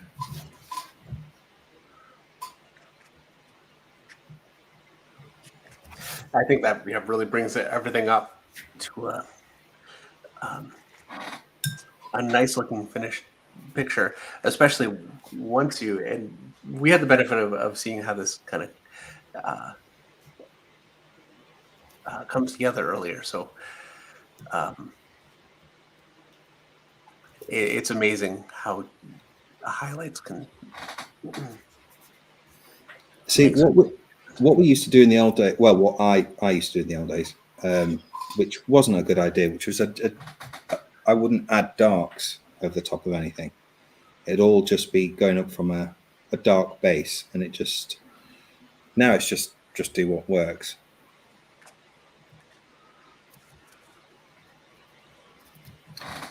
So just do the. So Dave, did you hue shift something? Is that what you did? Well, what I was trying to do is get my shadows in. So it is hue shifting them. It's warming them up, um, and darkening them a little bit. Mhm. Ideally, that's the idea. Because Greg, you mentioned before sometimes you add you add just like cad red to your black just to give it a bit of a kick, right? Yeah, I think it gives it a nice tinge instead of it just being black. You know, if you're a purist, you'd be mixing your own blacks, and Mhm. I just think that when you've got deadlines and you've got things like that, you know, it's too much work. But if you add, because just pure black is just black, it's not very interesting. But yeah, if you add a little bit of something like a nice red, I always like that. Frazetta used to do that quite a lot, where he'd put a nice crimson red in the blacks, in the shadows, and it Yeah. would just make something. I think Dan DeSantis said Boris Vallejo likes green, right? Was it there? It's like a green and red. Yeah, you would add like green into shadows and definitely try and stop it from getting too muddy. I really, really do like the effect of a nice hot red in a shadow. It's something Yeah. that I've never been able to do. One day. Well, this is kind of working. Definitely a push and a pull.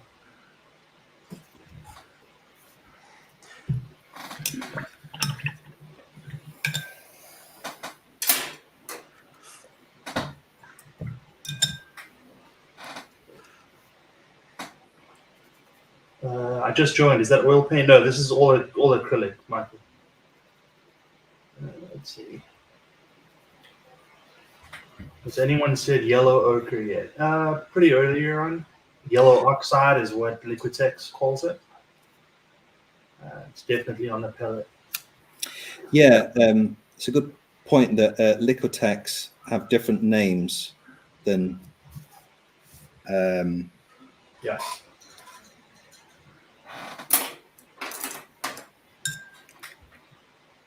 That Naples yellow is definitely going to be something to get used to. It's very, very strong. Yeah, it is. Yeah, Dave and I have generally we work on a pretty muted palette, but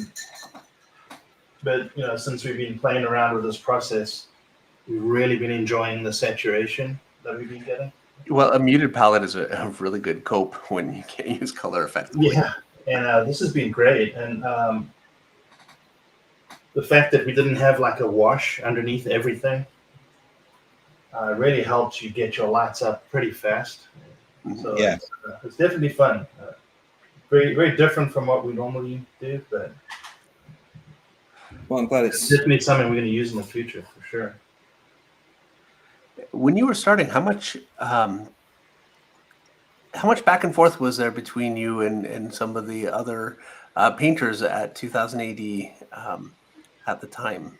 I think there's there's only quite a small handful of us. I think there was me, Rob Bliss, Dermot Power, Chris Halls. I know there was a couple of others that I might see at conventions, but I think Simon Davis kind of came a little bit later. But I think that was it. We were a really small group. Mm-hmm. So we used to hang out quite a lot because I think we were kind of felt a little bit like the outcasts. Carl Critchlow is one that really stands out for me. He did. Carl, of course. Oh, He's yeah. one of my. I didn't know Carl very well then. Now, whenever I see him, he's yeah. I've not seen him for a while. He's a really nice bloke. And I think he used gouache. I'm not sure really. I've want to say that I don't think we've ever really talked about it. yeah. To be honest, I don't think a lot of us really talked about painting that much. We used to sort of do paintings together, but well, our small little group. But it was, I think there was a bit of a feeling of too much competition back then. I don't think I felt it. I think I was fascinated with learning. Well, especially when you're younger, it's the competition, all that kind of thing is fun. When you're older and you watch the young guys come in and kick your butt, it's not so much fun. Yeah, that's not fun.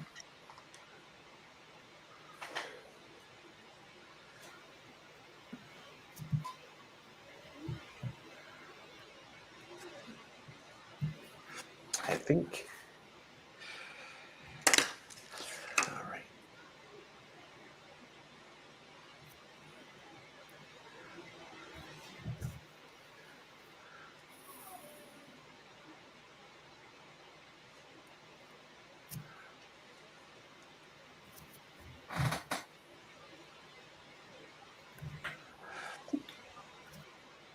I think a little part of this, and I'm finding this right now. I'm doing a little bit of dry brushing. That's the attempt, and I'm having a lot more success. I just changed my brush. I was using something that had a real point to it, so I was getting detail, but trying to get a dry brush out of a really pointy brush is it's not working out. Yeah, I think that genuinely does come down to just a preference of your own preference to brushes, which is just through experience. Mm-hmm. And then just say, oh, this does the job. I've still not found that perfect brush, but I know it's out there.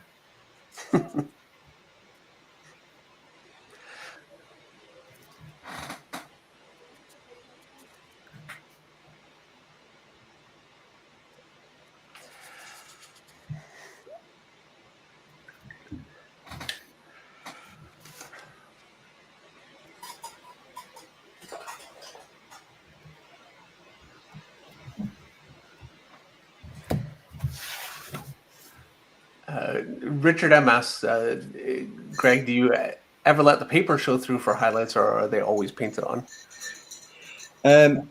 With acrylic, the highlights are pretty much always painted on. It's with watercolor, you might do that, but with acrylic, it's more like kind of layering, whereas watercolor purists like to have the white of the paper shining through. But I do like to use the white of the paper to show the pigment of the colors. That's why I'm not a fan of putting down a dark color and then building up. Mm-hmm. So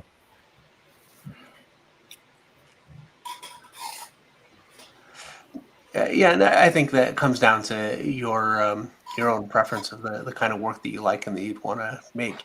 For me, I have never been as much of a fan at all of the watercolor look, and obviously I have a great deal of respect for it, and I can't do it. So, especially a great deal of respect. But I'm much more like the more built up look that you get from building toward lights. yeah, me too. But I must admit that as I've got a little older, you know, I love the work of James Gurney, who does some really nice, amazing artist. Yeah. And I've been trying to persuade Glenn Fabry to go back to do watercolor again, because his early stuff was not acrylic; it was watercolor, and it was just incredible. And I just wanted to be able to do that. Mm-hmm. I think he's still doing acrylic, but I think everybody's got their own natural medium that kind of just clicks, and it's like, oh, that's quite easy.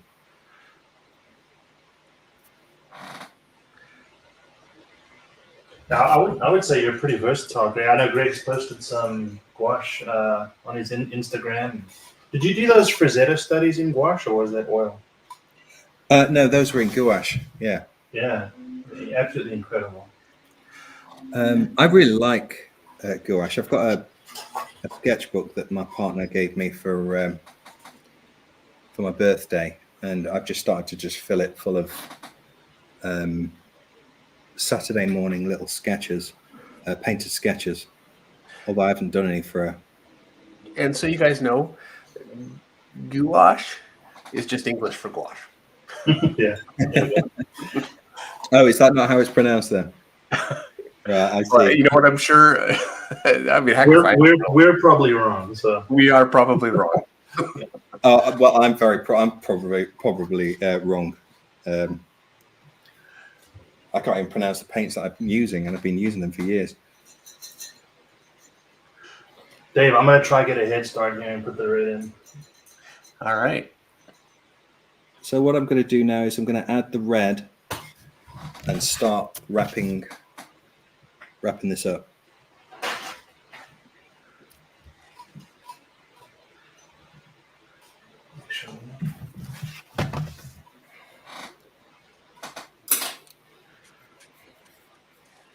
Here comes the dreaded red.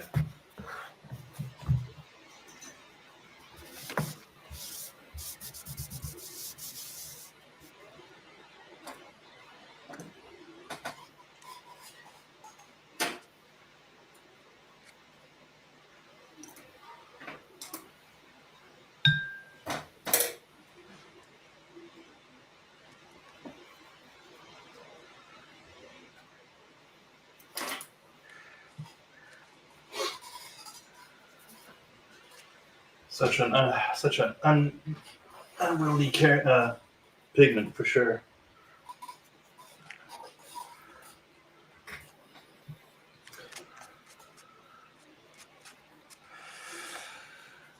What are you mixing for your red, Greg?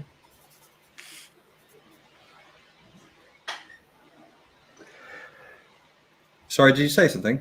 Yeah, what are you mixing for your red? Oh, I think it's just cadmium red medium. Mm-hmm. I forget the name of that one. And some burnt sienna by Winsor & Newton, which is semi-transparent, and it gives this sort of nice dark red. Because I don't like it when Judge Dredd's red is too red. Mm-hmm. That's just my own personal preference. So cadmium red medium, burnt sienna, and maybe alizarin. I think it was alizarin, wasn't it? Yeah, it might be that one. Right. Lance asks Greg, do you put more details in a certain area than others to create a focal point? Yeah, Yes. we're talking about That's a really something that I tend to like to do, which is what I've done with this, is most of the details go into the face, which is because I want the face to be the focal point. I'm a big fan of actually having certain areas where the eye, you specifically design the painting to have the eye drawn to certain parts of the painting at certain areas. I mean, I don't know if that's the same thing with comic art, but when it comes to painting, it really does seem to be quite a fantastic thing when you can kind of point the reader's eyes where you want them to go. So, you know, you go there and then it leads out to there and then it leads out to there. And it can often come with a really nice composition. Yeah. Now, it is a thing with comic art. I find it can be a little bit difficult because it's very difficult to fade detail in comic art. Yeah. You can use the Mike Mignola kind of all the figures fade out with just a line effect at the bottom, smoke, that kind of thing. And I like it a lot. And then you get accused of not doing feet, which I don't do. I don't do feet. You don't do what, sorry? Feet. Feet. Yeah. I don't like drawing feet. And I don't think it's to do with the fact that I can't draw feet, although I'm beginning to wonder whether I can because I keep avoiding them. I think I can, but it's more to do with the fact that I've noticed when I put feet on a certain figure, it just seems to detract from a bit of the coolness of the whole thing. I don't know. It's just maybe it's just the way that I design my paintings. I think it really can. You know, it can be really difficult to make a figure balance well. So but that's a different kind of a problem than feet can really take away from a composition because you're coming out to a point to kind of, as opposed to like a nice triangular composition that has a really solid wider base, you lose that. Yeah. with feet. Yeah. So there you go. That's my excuse. It's funny that a lot of people talk about hands being the most difficult. I personally don't find that as much. I mean, they are. You know, they're getting a good hand to be in a really good position. But for some reason, it's the feet. It's always the feet. So with the face, you really went with a very layered approach, whereas with the red, it's much more of a solid color. I think that's probably just due to the time. I think if I had a bit more time, I'd gradiate out with this red. I'm still going to add a little bit of shadow to it. I'm just blocking in the red now, the way that we did it the very first bit. I will say that that recipe you have for red is fantastic. It's the burnt sienna really knocks it back a bit and makes it more. Because otherwise it can start to look. If you add red to white and it's not the right red, it'll look pink. Mm-hmm. Sometimes maybe even a little purple, and so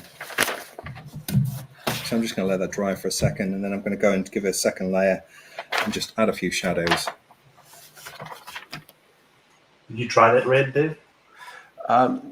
No, I had already jumped the gun on my red quite a while ago, so I couldn't do it. Next time. Yeah, Dave and I have tried, cadmium, pyrrole, naphthol, and they each come with their little quirks for sure. Yeah, I don't think I've used a red straight out of the tube for many years. Yeah. It's very challenging.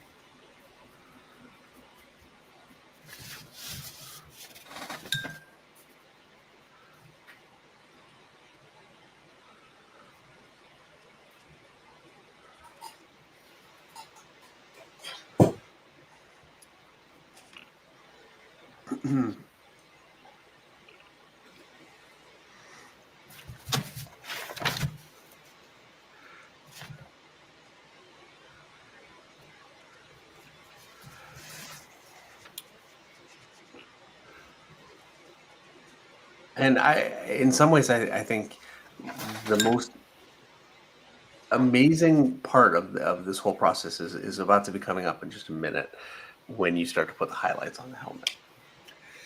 Yeah, and it's one of those ones which is a little, I like to kind of make the helmet look either shiny or dusty or get all some kind of nice kind of thing. So I often spend a bit of time doing that. But we did used to sort of joke about how the best bit of the painting is to put the little highlight on something. Is the best bit. You'd have really a nice draws your eye in. Sorry? Really draws your eye in. Yeah, it's just got this, but then it can be quite tempting to start overdoing it and putting little pricks of light everywhere. Yeah, I don't know anything about that. That happens to some people, I guess. Yeah, those poor people want to Yeah. fall into that trap.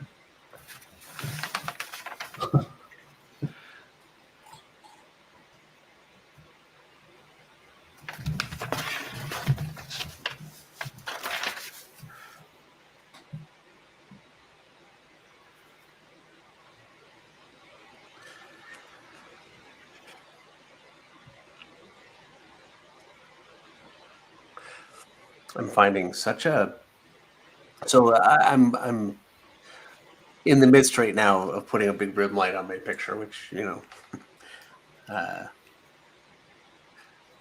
I always do, and I'm trying to get that to kind of scumble in, and also to get it to lay down.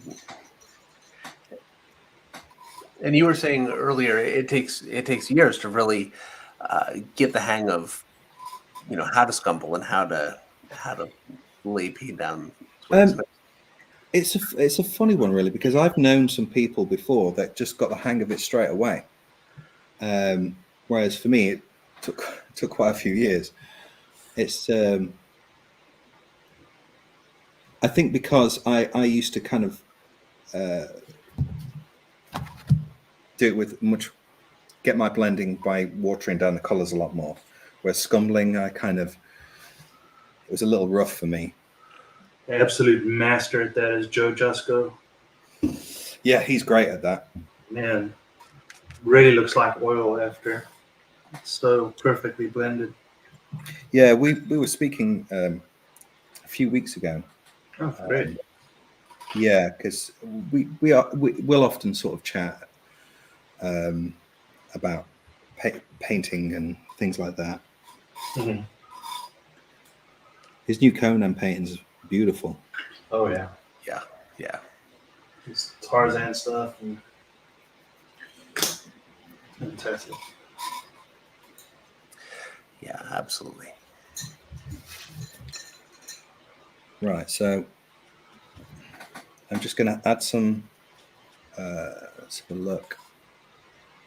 It's going with a bit of Payne's grey on this red.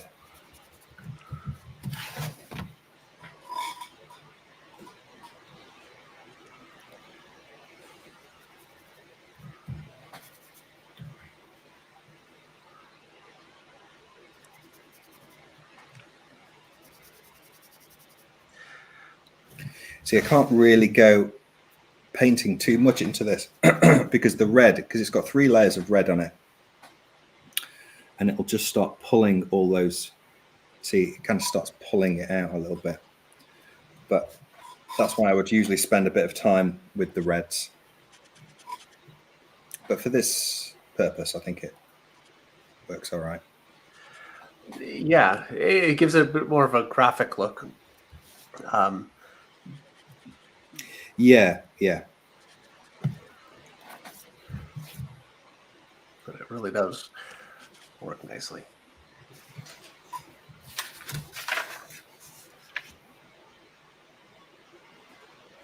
So I'm going to try and dry some of this red.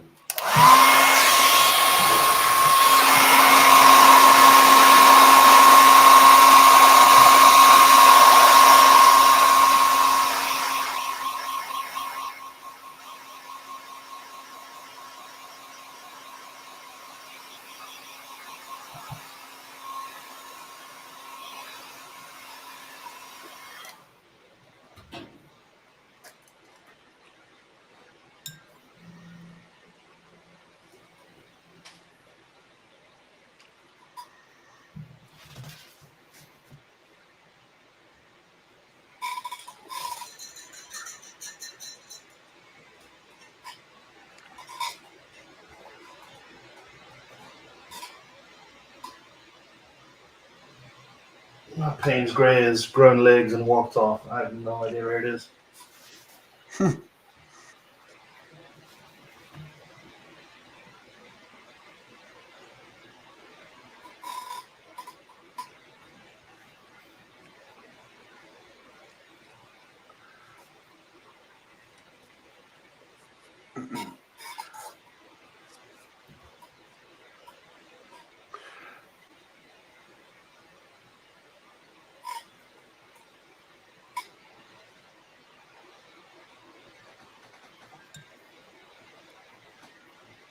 Yeah, the paint's great with that red mixture. It's perfect.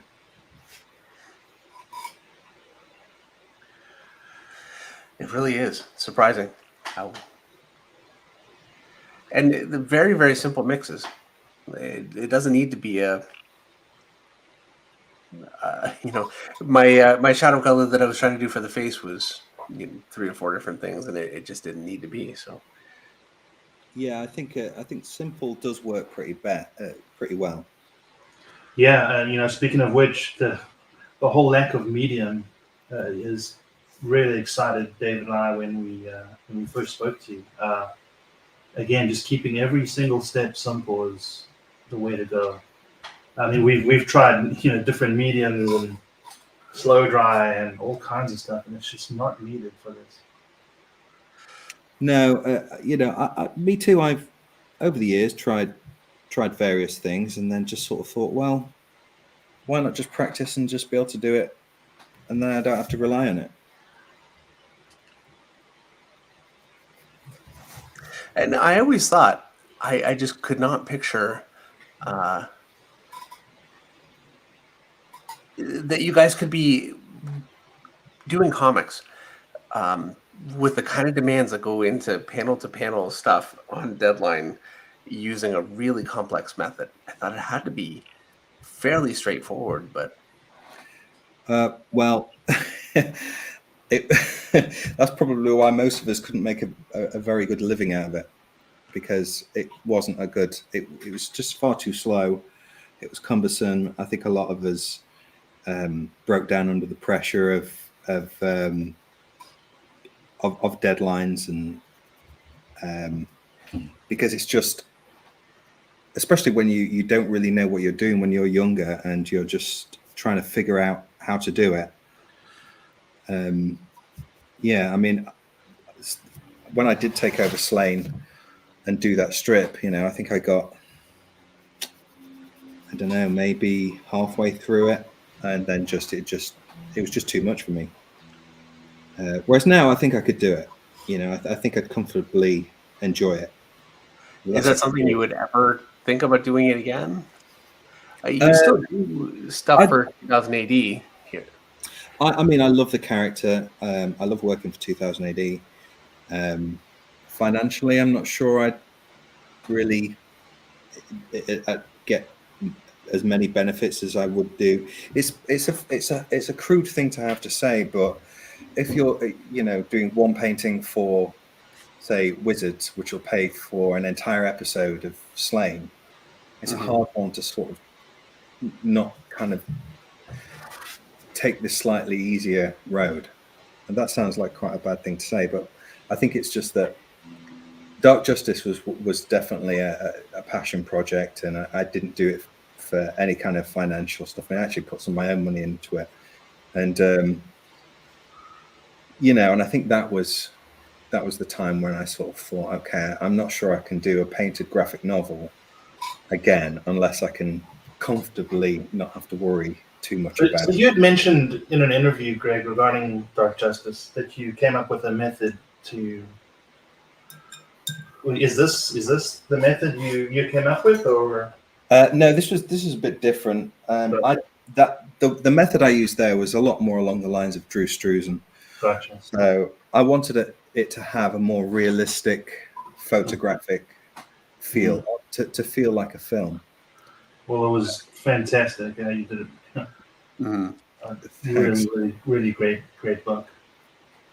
Yeah, and some really good people helped me on that one as well. So I really did treat it like almost like a film project. So I got some friends of mine from who worked on a film called Judge Minty, which was a Judge Dredd fan film, but done really, really well. And they came and helped do a bit of modeling and things like that. And that's not something I do very often, but I did for You that. have modeled for Judge Dredd yourself, right? Yeah. Yeah, and actually in that film, Judge Minty, I actually played Judge Dredd. So, yeah. Great. Yeah, so...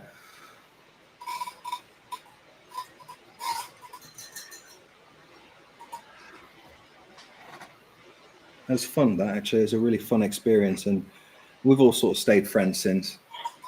And they're really good, really nice people.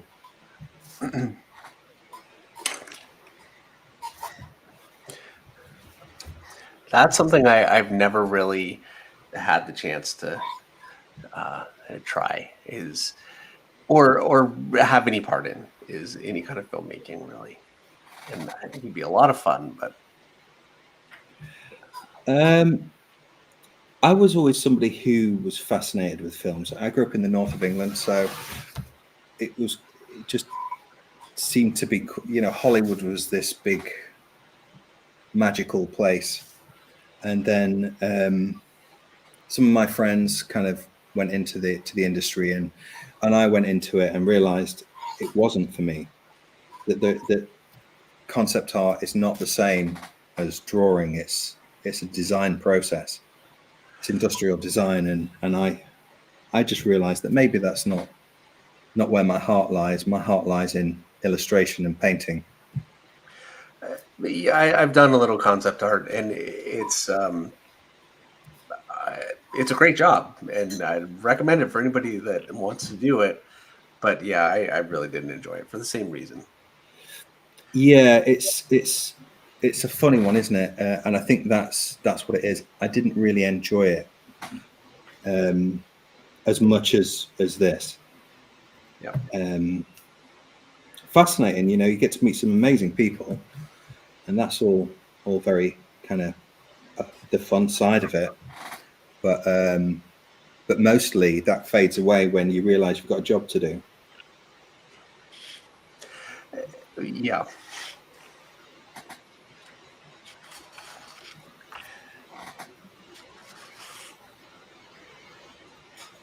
Yeah, I think the coolest bit of design work I ever got to do was work on Zack Snyder's Watchmen. Oh, really? Fantastic. It was great. None of it got used. Not one little bit. You what? But Sorry. What's that? What did you say? You? None of it got used. None of what I did. Oh, right. That But does tend to be a fairly common thing that seems to happen. Yeah. Yeah, so you kind of, I think you have to be comfortable with the fact that you put a lot of work into something, and it's just a part of the process, and maybe it'll get used, maybe it won't, and let it go. And that's after working for so many years in publishing, where everything that I do eventually finds an audience. Hopefully they like it, but at least it's out there. That was Yeah, I mean, my friends, Rob Bliss and Dermot Power, who very very respected as concept artists in the world. They've done all the Harry Potter films and just some of the most amazing movies. And one of the things that because they were doing it before me, and I've stepped away from it now. I'm not sure I would really want to do that again.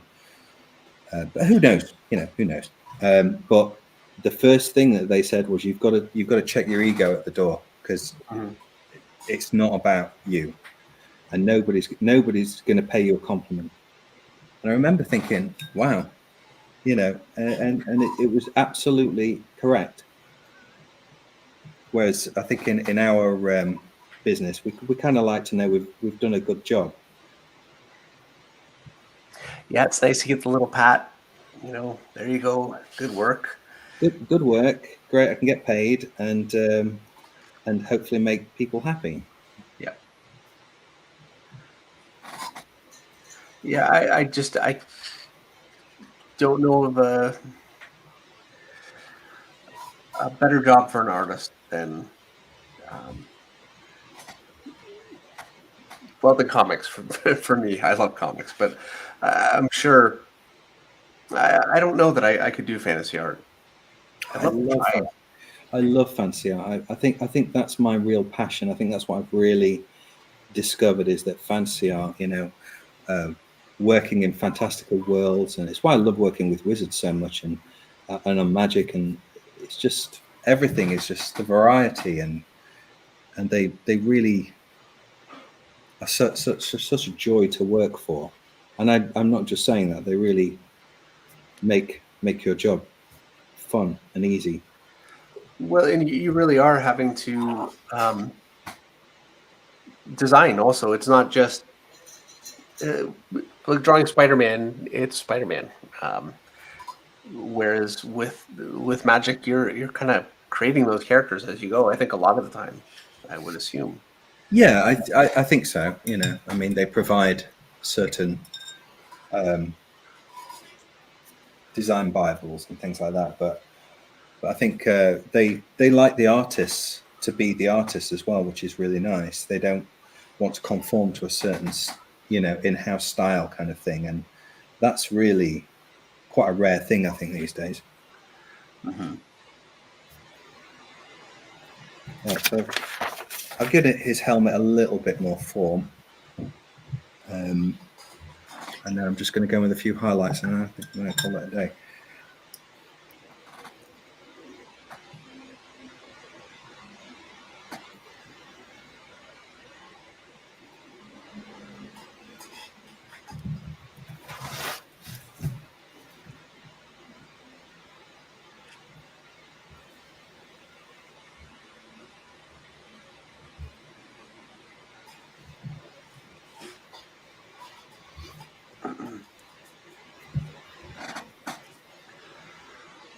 Just that little bit of light that's already on the red there is just, yeah.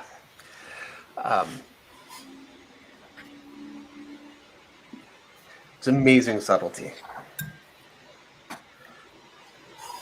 A lot of it's just sort of figuring out where the light's hitting and whether it's worth putting something in there or not. And it is beautifully done, but it's just knowing exactly where to hit it.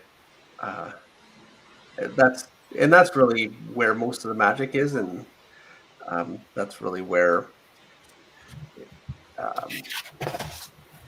knowledge and talent and the kinds of things that I think are a little more difficult to teach come in. Right, now I'm going to figure out what brushes for the highlights. Spin this back round, step away from the red.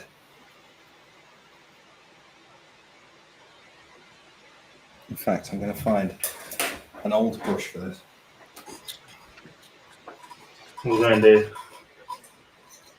What's that, Eric? How's it going? Well, not that good. I mean, I'm happy enough, but yeah, it looks nothing like Greg's, that's for sure. How about you? How's it coming? All right. Well, and we'll get a chance to see how ours have come along, and Yeah, don't have to. It's all right. as we wrap up, you don't want to.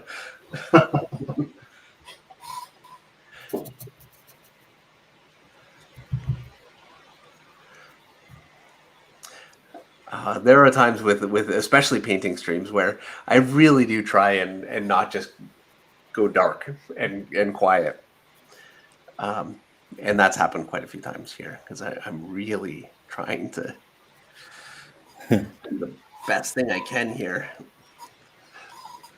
So if you wouldn't mind while you're doing that, because that really, I think is incredible, because this is not airbrush I mean, clearly it's not airbrush. You guys can all see that it's just a brush, but how are you going about that? And is there a special brush that you're using for that? No, I basically have just got an old brush. So I've just been and just found a brush. This is almost entirely dry. And this is a real, this does take practice, because it can be a little tricky to get right. If you can kind of do it and take your time with it. But basically what I'm doing is I'm just going to try and show with the brush here, which is I'm sort of dabbing and spinning it, but it's already too wet. So I'm sort of just slightly grazing it at the top and using the texture of the paper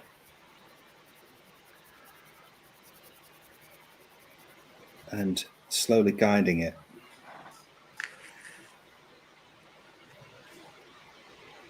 And then at the top here.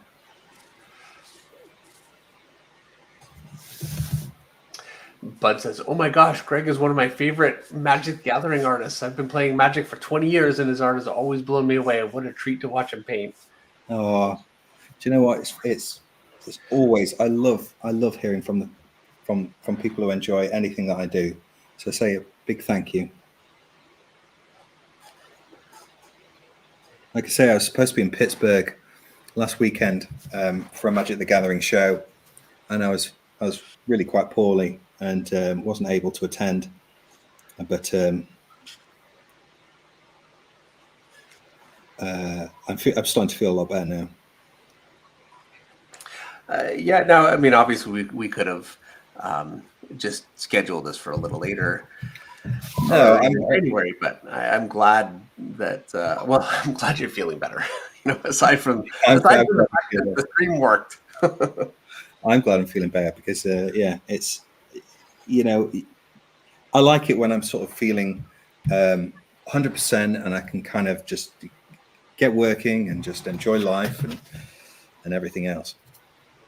So and I'm quite a healthy bloke, I think, most of the time. So yeah, it was just a horrible sort of bug virus thing. But anyway, so what I'm going to do here is so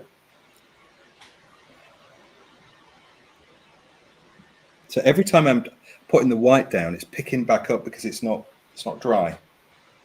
Mm-hmm. So I'll give it a little blast with a hairdryer.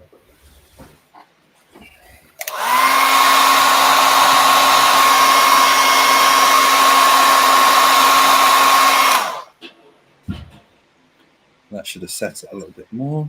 The textures on that helmet is just fantastic. Yeah. But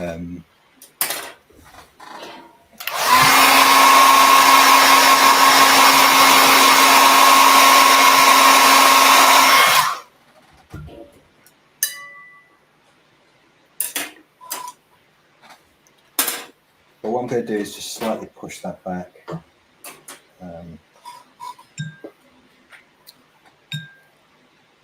Touch of Payne's Grey, watered down.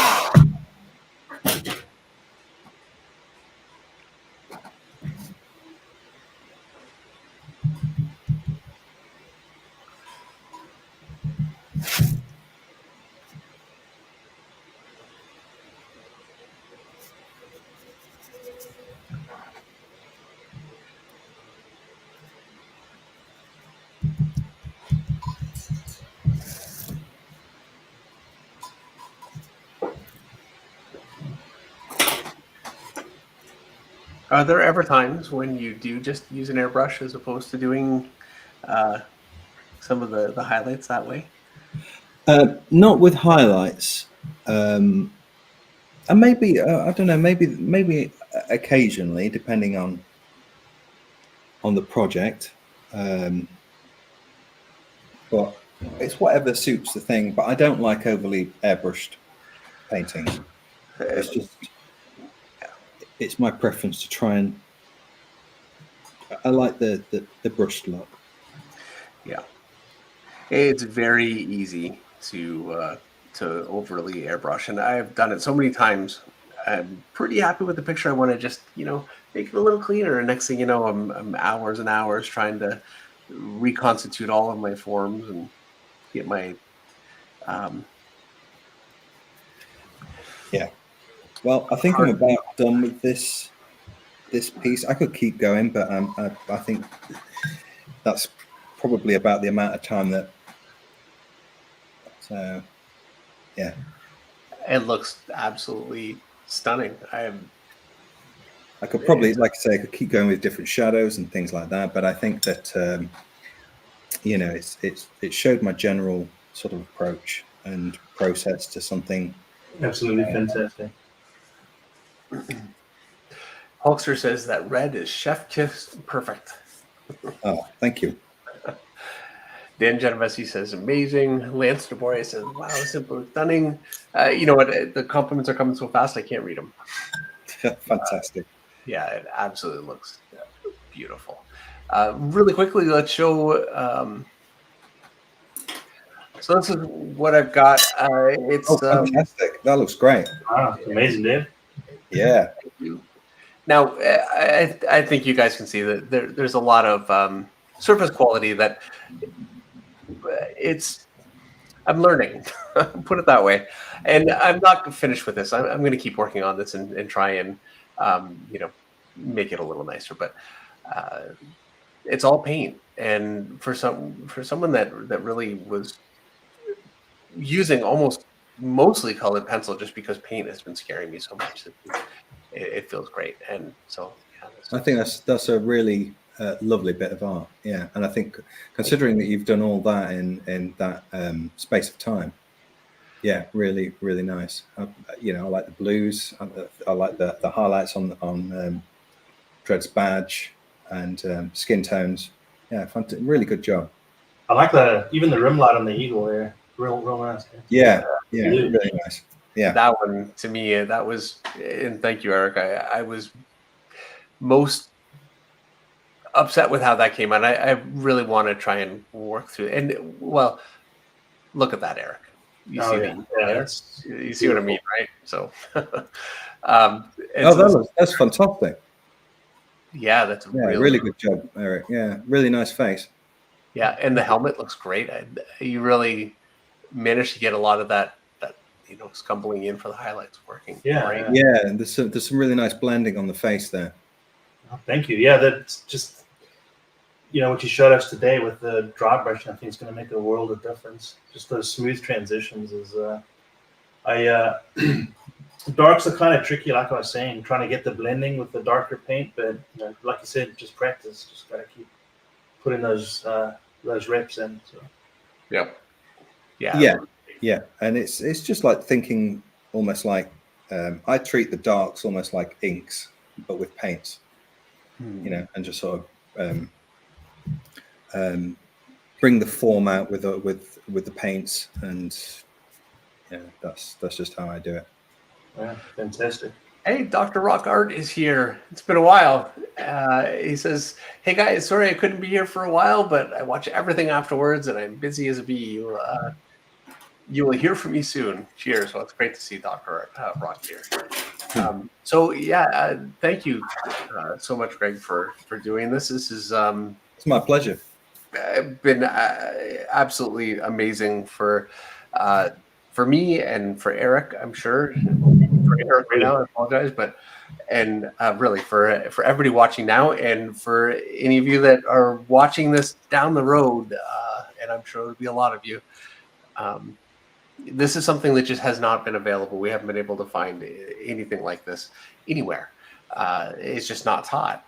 And so to have a master and an innovator at this kind of work, showing all of us what he does, it's been an absolute privilege. So thank you very, very much again, Greg. You're most welcome, and it's been a fabulous time. Really nice. Again, everyone just give Greg a follow on Instagram, and we're just blessed and just truly thankful for. Fantastic. Well, I look forward to seeing everybody there.